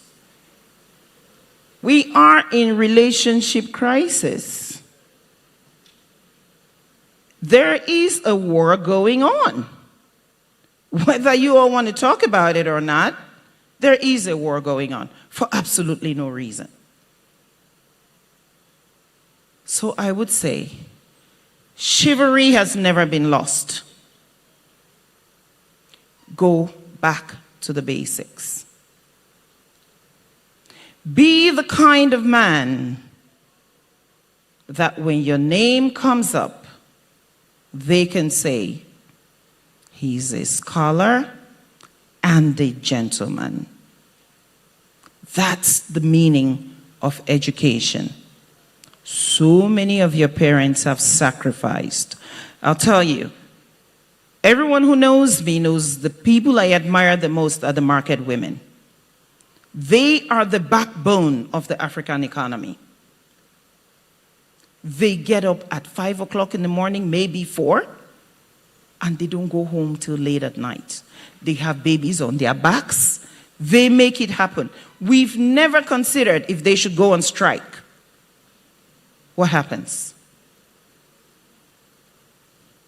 I work in an air-conditioned office. They are in the sun. So I bow down to them. They are self-motivated. They don't have PhDs. They don't have MBAs. But for those of you talking about business, watch them. They are self-driven. They do their own inventory. They do their own customer service. They do their own marketing. They do it all. They are self-motivated. When your parents encourage you, your pastors encourage you, your teachers encourage you, you lean on your own understanding. Keep it keeping. Keep it keeping on. They will get to a point, they will stop. And you would realize, if only I had executed what I was told. And so, my heart goes out to you because you're under a lot of stress, again, for no reason. Because you see people driving fast cars. Oh my God. I want to go into business so I can buy such a car. Why are you going into business? Because you should buy a car. So you bring in your revenues just to go buy a car that the last time I checked probably was not manufactured in Africa, by Africa, for Africa. So you send the money back to Japan. We all do it. And to everyone who's ever spent on Hermes, you know what the heir to the Hermes throne is doing? He's giving his proceeds to his gardener. That's where all of our money has gone. To everybody celebrating Gucci, it's a family. That family is not African, Italian. So something is wrong with us when we consistently, instead of investing in ourselves, we are repatriating the funds elsewhere. Gentlemen, work hard. Take your studies seriously, but be a gentleman. Be strong. Be formidable. Be the African prince. Be the African king. Drop the ego. Because that really will hold you back. To my beautiful ladies, we have a conversation. There's something we need to unpack. There's something we need to unlearn. There's something we need to renounce. Relationships have become transactional.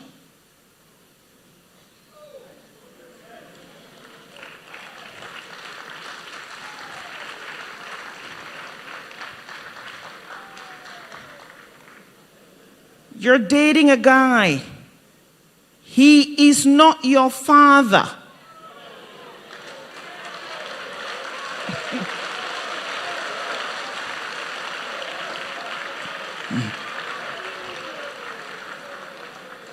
The stress that you put on young men, buy me this, buy me that, send me money, send me this, buy me slippers. You are driving them to becoming angry men, and you turn around and call them narcissists. You got them there. They did not give birth to you.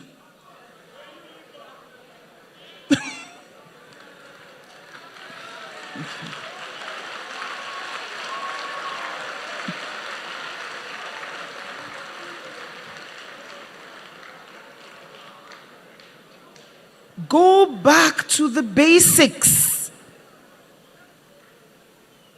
What do you bring to the table? How did a table get between you and somebody you love? What is the table doing in the middle? That is a spirit of pride. African women were never like this. Take me to holidays in Dubai. Is your grandfather from Dubai?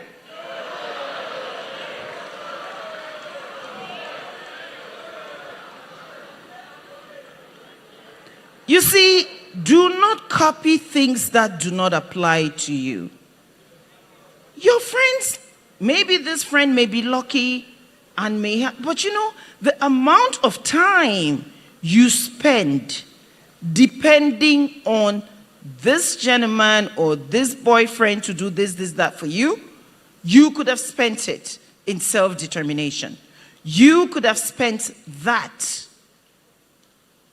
in figuring out how to generate your own capital.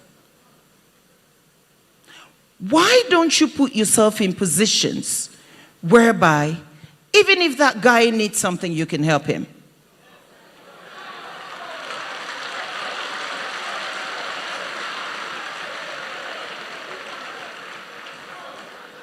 Even if it is your parents, and your hand is out every day, your value just dropped.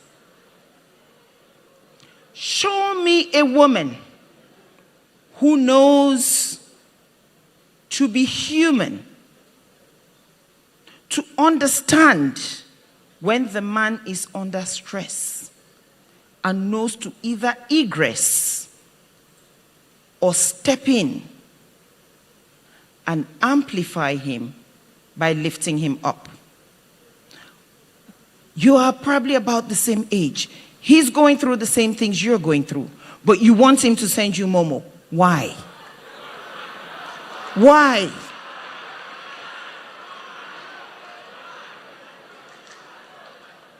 Those demands devalue you. If a person is kind and generous, you don't even have to ask.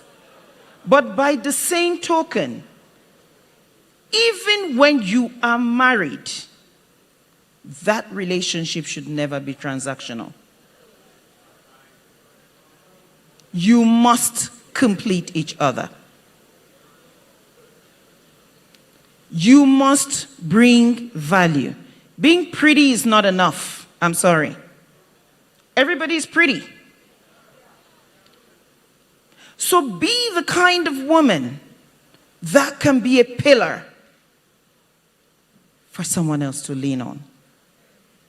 Be the kind of woman that's irresistible because of your character, not because of how cute you are.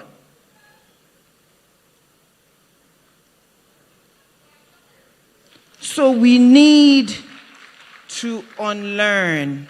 We need to ease up before this becomes a crisis. And all the prayers we're praying for, Father, send me husband, Father, you need to change that prayer. Father is not sending you husband with the wrong character. If your character is not improving, husband does not want you.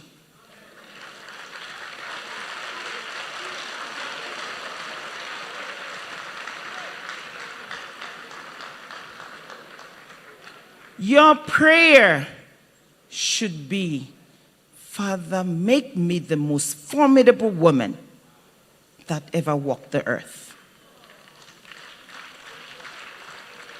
It is at that level that you will meet the kind of man you're praying for, because that's what he is praying for.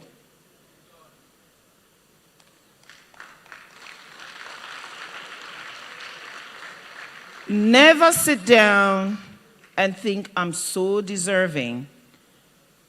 These are mother's sons. These are mother's sons. You are breaking them for no reason.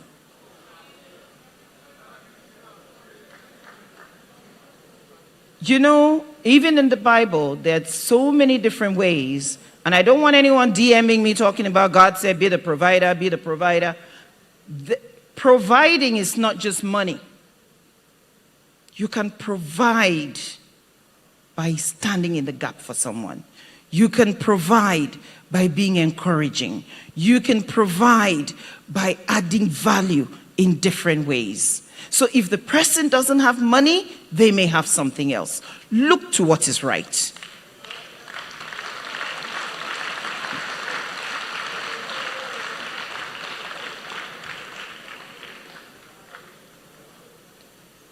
So I think we get the message, but this whole money thing needs to be revisited. You're not doing yourselves. If anyone out there is advising you, go ask him for money, go ask for that, remind them he's not your father.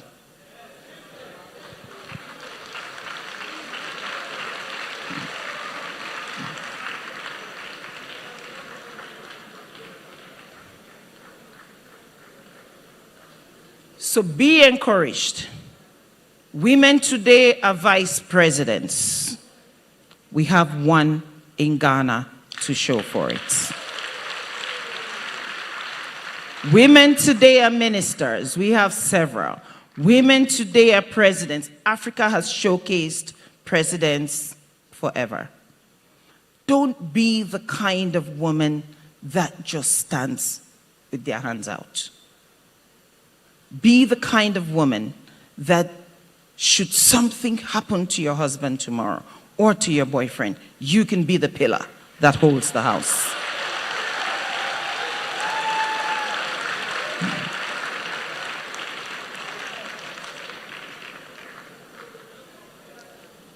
And as we draw to a close, you need to pay this forward. You need to pay this knowledge forward. You shall not. You will not. You ought not be the one that knows better, yet does lesser, and performs never. May that never be you. So I would implore you to go into the world and be global citizens for Ghana. Be ambassadors within your own confines. Be the one that blooms where you're planted. You're better off being an amazing original than a bad copy. Strive hard. You're in a wealth of knowledge. Be the one that makes Ghana proud. I work in 3 different continents at the same time. I give the glory to God. On another occasion, I would go into that story because I wouldn't be here but for the fact that God chose me for a special assignment.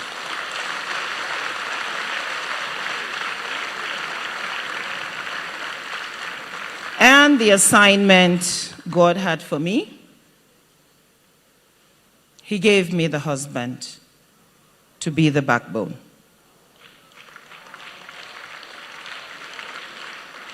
I never asked what was in his bank account. Quite frankly, I didn't care. But I saw someone who had character. Character counts. It can take you where money cannot take you. So while you have that vision, stop interrupting it with unnecessary demands. Stop interrupting it because the right person for your future may already be around you. That provision could be his ability to allow you to be able to meet God's calling for your life. The one that may have the money may never allow you to meet God's calling in your life. Be strong. Be formidable. Be the Ghanaian that you are privileged to be. Be the one that when people listen to you, when you perform at work, when you perform anywhere, you will be the beacon light. Thank you.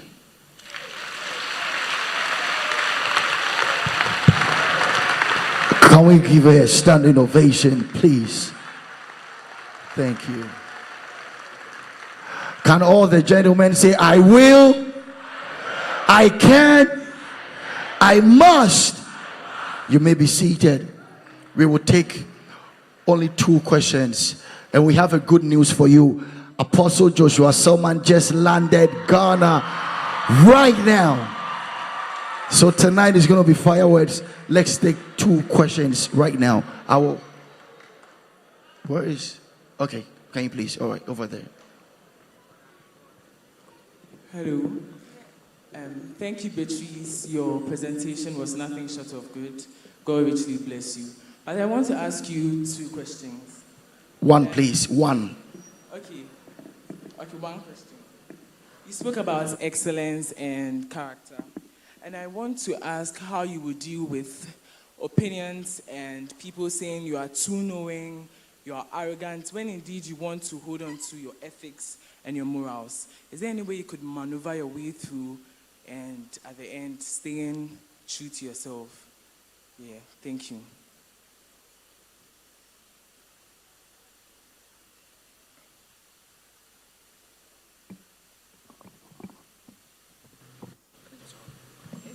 Hello? Oh, okay. That's a great question. That's going to follow you throughout your life. Being true to yourself or questioning situations does not mean rudeness, okay? You're going to learn a lot of tact and diplomacy wherever you are. And it's not what you say, it's how you say it. If you're being disrespectful in your delivery, no matter what you do, it's going to get rejected. So you must find a way of being true to yourself, but if you present respectfully, 9 out of 10 times you will get a positive response. Hello. Hello. Yeah, good afternoon. Good afternoon. Yeah, my name is Nada King from Maluon Foodies. Actually, I'm not asking a question. I'm coming to gift all our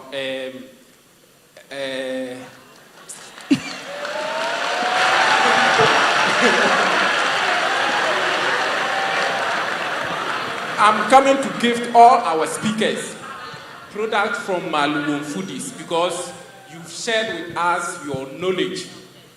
And what we also have to give to you. And a lot of us here have received gifts. So we also want to give to you something small from Malun Foodies. And that is what we have for all the speakers. Thank you. We are grateful. Hello. I'm Genevieve. I'm here. Actually, God bless you for your words of wisdom. But a part of your contribution caught my attention when you got to the stage where you were talking about women and then men. We live in a world where certain things has been made to be normal. We are ignorant of the fact that we are made by someone, that's God, and we have a purpose. Talking of women being demanding because their boyfriend is not married to her.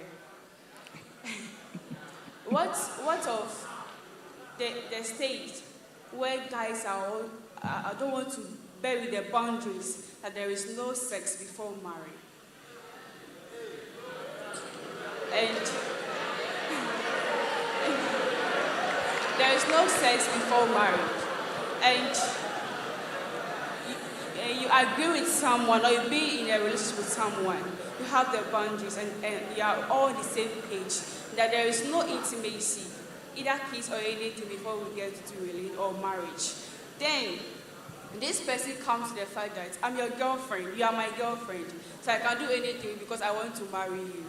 And what's wrong with we demanding from them? Because they're also sleeping with us. I'm not saying that. I'm speaking in general, please. I'm speaking in general, please. I'm speaking in general. I'm a lady, so I'm speaking in general. So I want to know, what do you have to say on that school of thought that you are my girlfriend, so I have the right to sleep with you. But you be my boyfriend, I don't have the right to demand from you. Thank you.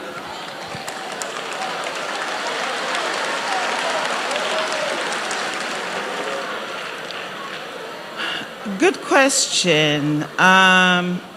Relationships are personal, and I'm not a relationship coach. I can be a business coach, but not a relationship coach.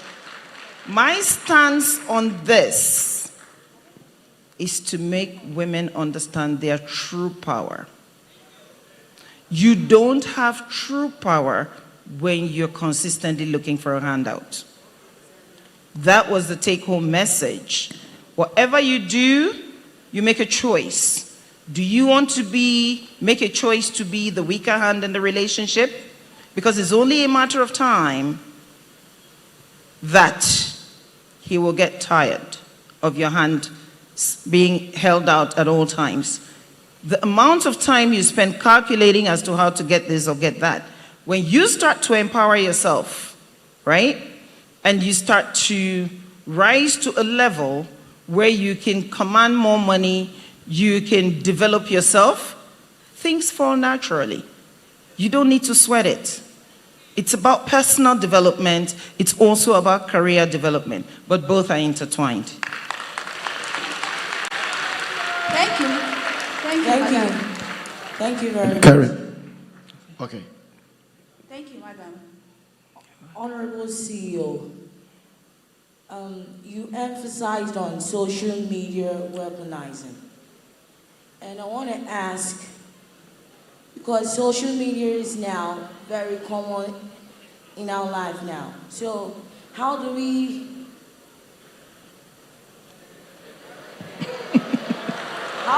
reduce social media weaponizing? Or what are the various measures we can put in place to prevent it? Thank you. Okay. That's a good one. When I say you're weaponizing social media, it's against yourself, right? When I watch people come to work and fall asleep by 10 o'clock, something is wrong. You probably did not go to sleep because you were either on Instagram, you were on this, you were on that. Therefore, you are tired and you're reducing your productivity. So if you spend your time diligently on social media to learn. If, let's say, for instance, you want to go into oil and gas, do you think you should spend more time in researching from the internet what oil and gas is all about? Or should you spend a lot of time on Instagram following the latest gossip? So it's all about allocation of time. If you spend so much time on what I call useless things, to the point where the things that add value to you take a back seat, then you're weaponizing it against your own self. Karen, last question. Thank you so much, ma'am. My name is Karen Aoyukote, co-host of the Weasel TV Breakfast Cafe. Thank you so much. Your last words really resonated with me and many of our young girls here. We live in a patriarchal world. Growing up, we've been made to understand that it's a man's world and a man rule. Now, as a woman, you've been able to rise above the echelon in areas where typically it's dominated by men. Ma'am, you made mention of your family, your husband, your daughters. And there's a thriving career at its peak where they are men. And in 2025, it is not surprising that we still find men who think women should be at the bottom and still women should find their place in the kitchen. Ma'am, I want to ask, most of us here are in our 20s and in our 30s, so definitely you'll be talking to maybe your 20-year-old self or your 20-year-old younger self. How did you balance this male-dominated world and still maintain to be the mother to your daughters? And how did you get here? Mom, we want to know, because I read a book by Dr. Lois Frankel entitled Nice Girls Do Not Get the Corner Office.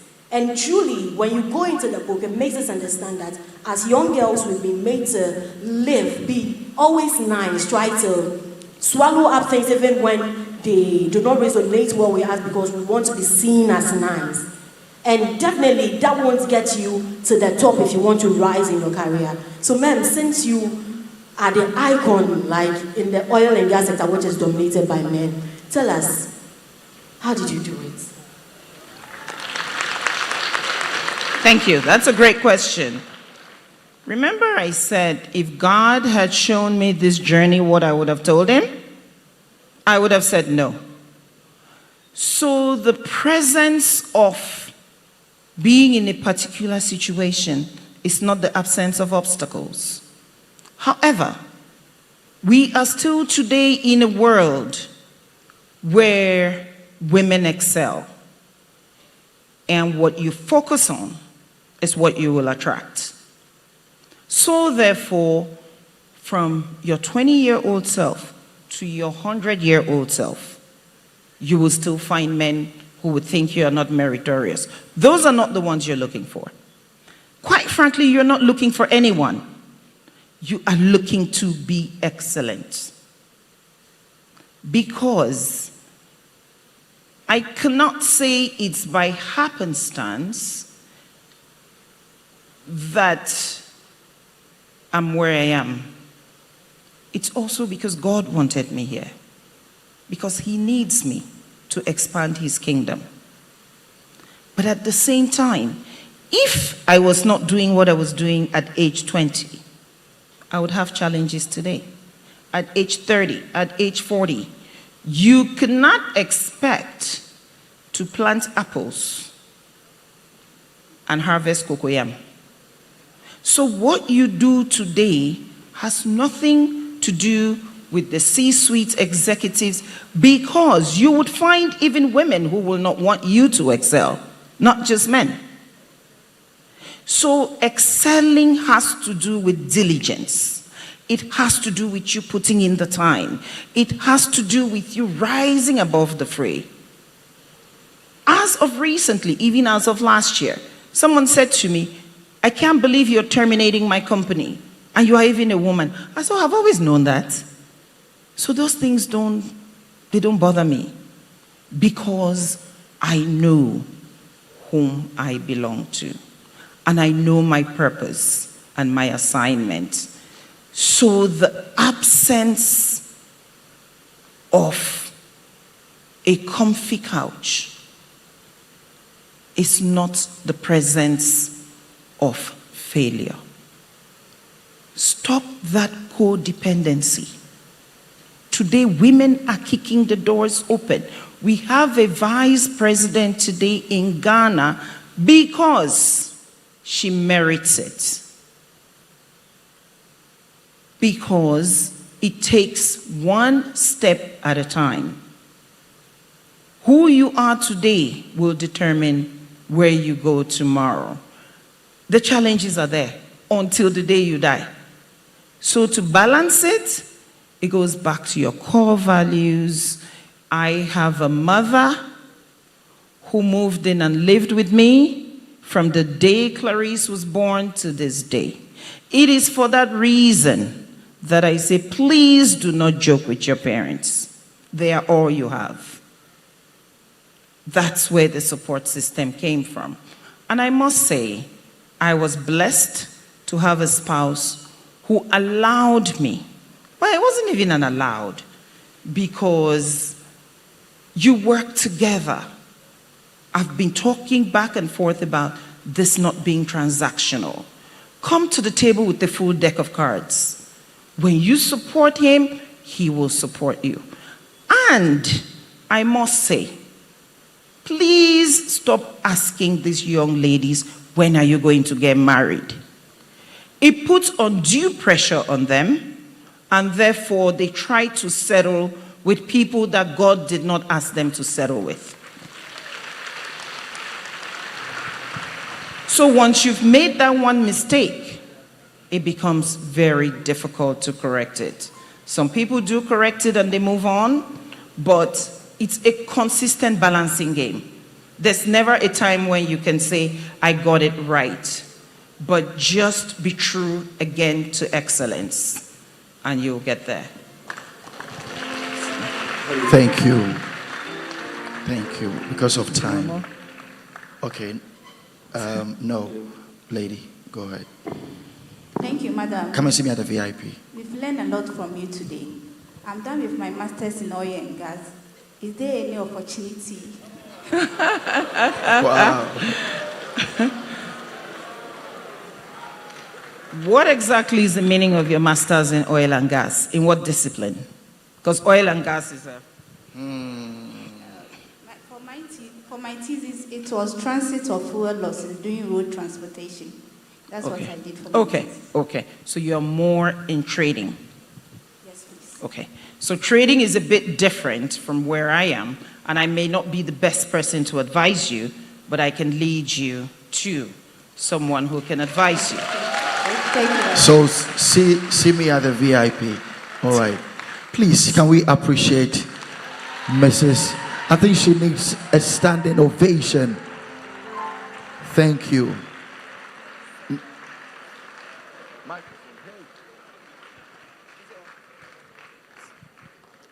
As my parting gift to you and my honor to Pastor Brian, I had thought about supporting, I'm going to do two things. One of them would be to pick two. One female and one male. Because I'm always egalitarian. We cannot have women's issues or talk about women's issues without the men on the table. Right?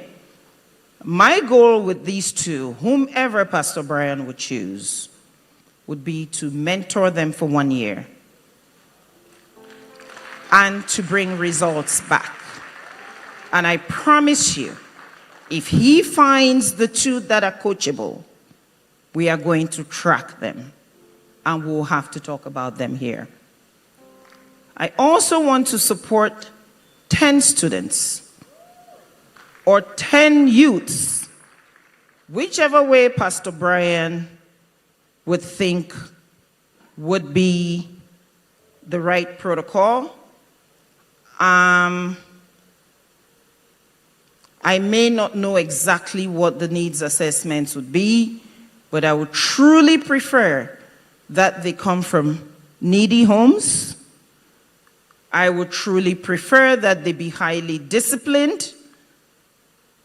I had thought of 10, but I think he can decide on how he allocates the resources.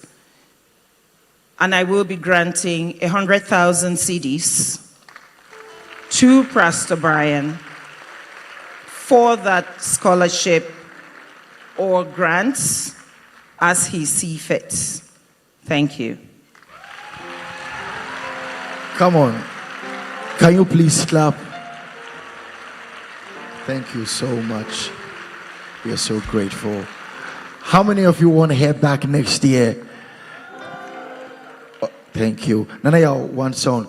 There's a video playing. Nanaya, one. You to feel the vibe. All right. Quickly. Somebody make some noise! Do we have some young people here? It's like I'm not feeling your energy. Make you no stress about what you go wear, Baba God, he go sort you. I can't feel. I'm seeing some people at the back. The energy is at the back. Okay, I see the energy on this side. Do we have some young people on top? Somebody say yeah. So we'll run it back. Listen, make you no stress about what you go. Hey. Okay. Are you ready? Move your body, everybody, like this. Let's go. One side. Shoot them. Keep them. Are you ready now? 1, 2, 3. Come and do it together. You don't feel that vibe. Energy. You don't feel that vibe. Keep them. You don't feel that vibe. Okay. You don't feel that vibe. Can we dance?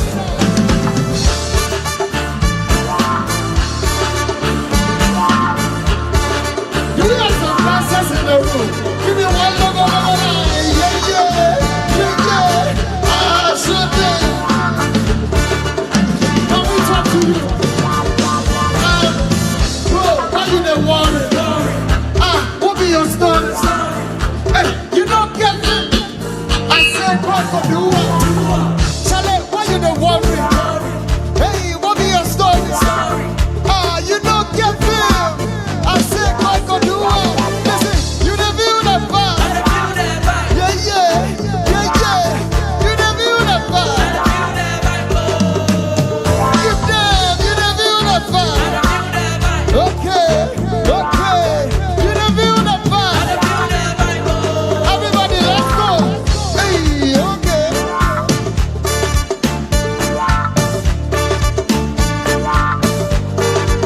Shoot them. Iyes, are you ready? The people, see. One leg to the left side. One leg to your right side. Good there. Let me shoulder.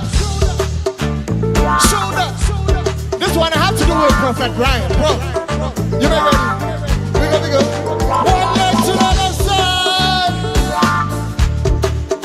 One leg to the right side. Are you ready? Let's go. Everybody go down low.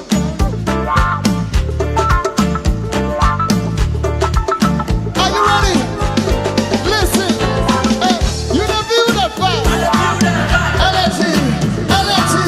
You don't feel the vibe. Give them.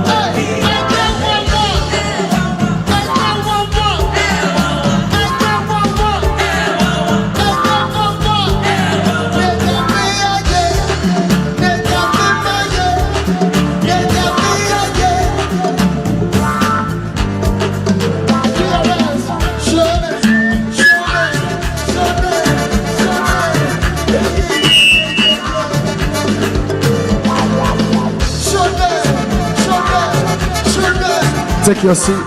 Take your seat.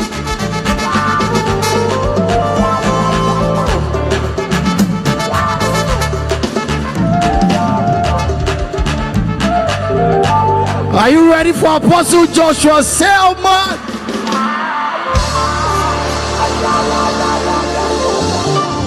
All right. As you can see, Apostle is right in Ghana. Thank you so much, Mrs. Bigdris, once again. Thank you. The government chair was supposed to be here, but unfortunately, something happened. But there's been a delegation from His Palace, and we want to make them feel welcome. Can we please clap our hands for them? Thank you. Thank you. Thank you. All right. I want to appreciate the whole team, the volunteers, all the ushers. Can you please come? All the Iyes ushers, the team. I want you to come. All the team, the media, everybody, please come quickly.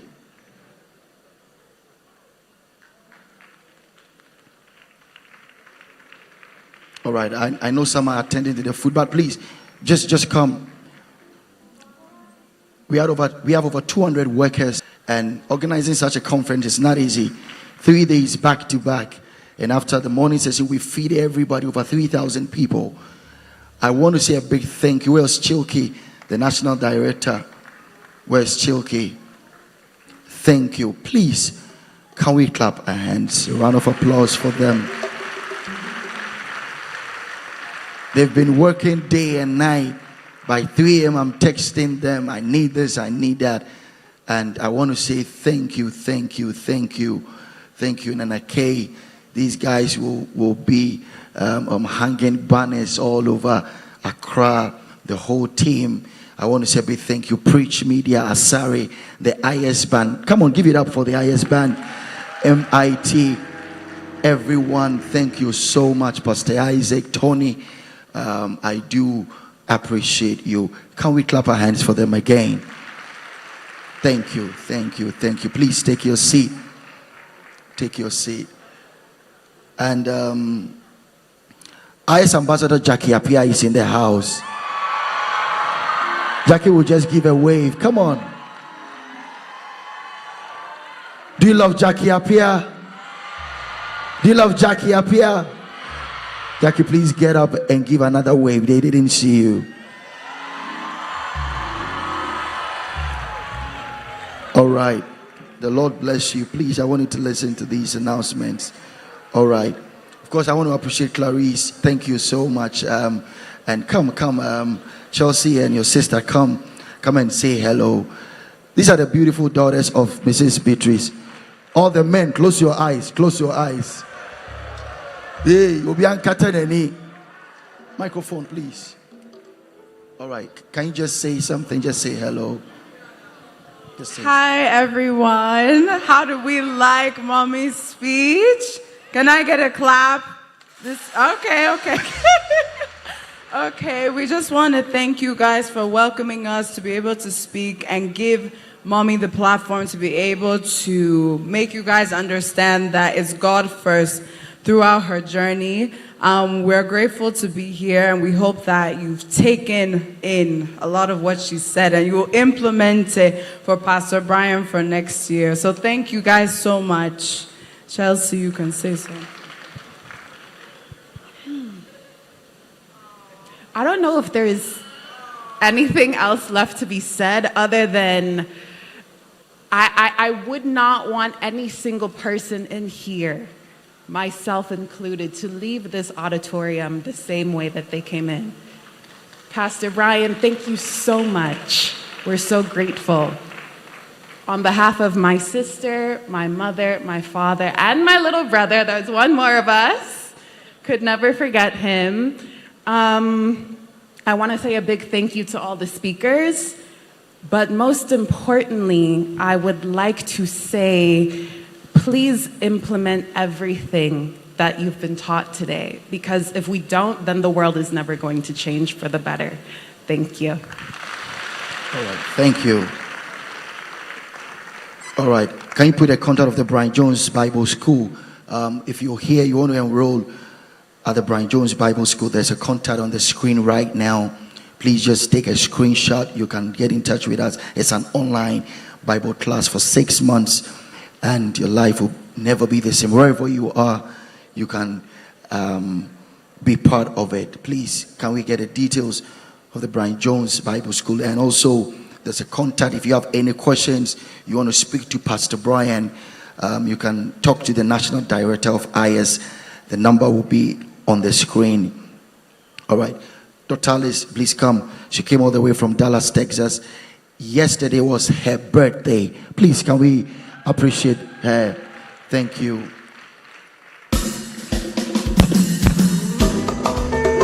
Thank you. Thank you. Can you say something quickly?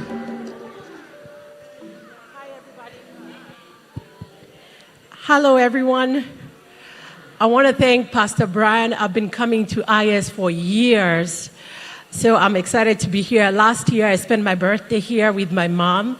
We love Pastor Brian, and I want to thank him for giving us all this opportunity to partake of all the nuggets that we are learning.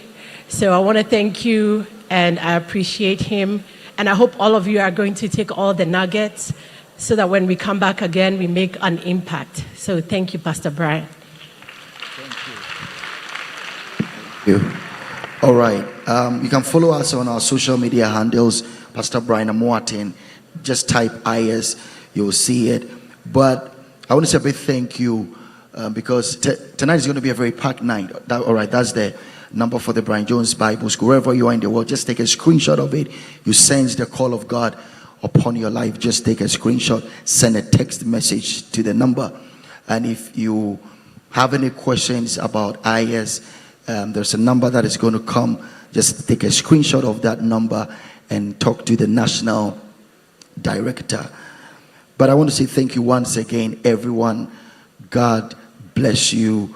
And tonight, I can't wait to welcome you. The time is 7 p.m., but people have already started coming. So if I were you, I'll just hang around and be here. And maybe by 6, we will start. Apostle Joshua Selman is in town. Team Eternity is going to be here. Joe Metal, MOG, Sissy Chum, you name it. Rise onto your feet. Lift your hand. Shout, I will. I can. I must. I didn't hear you. Shout, I will. I can. I must. Have a good afternoon. God bless you. All right. Can our guests please go to the VIP? Can you help take them?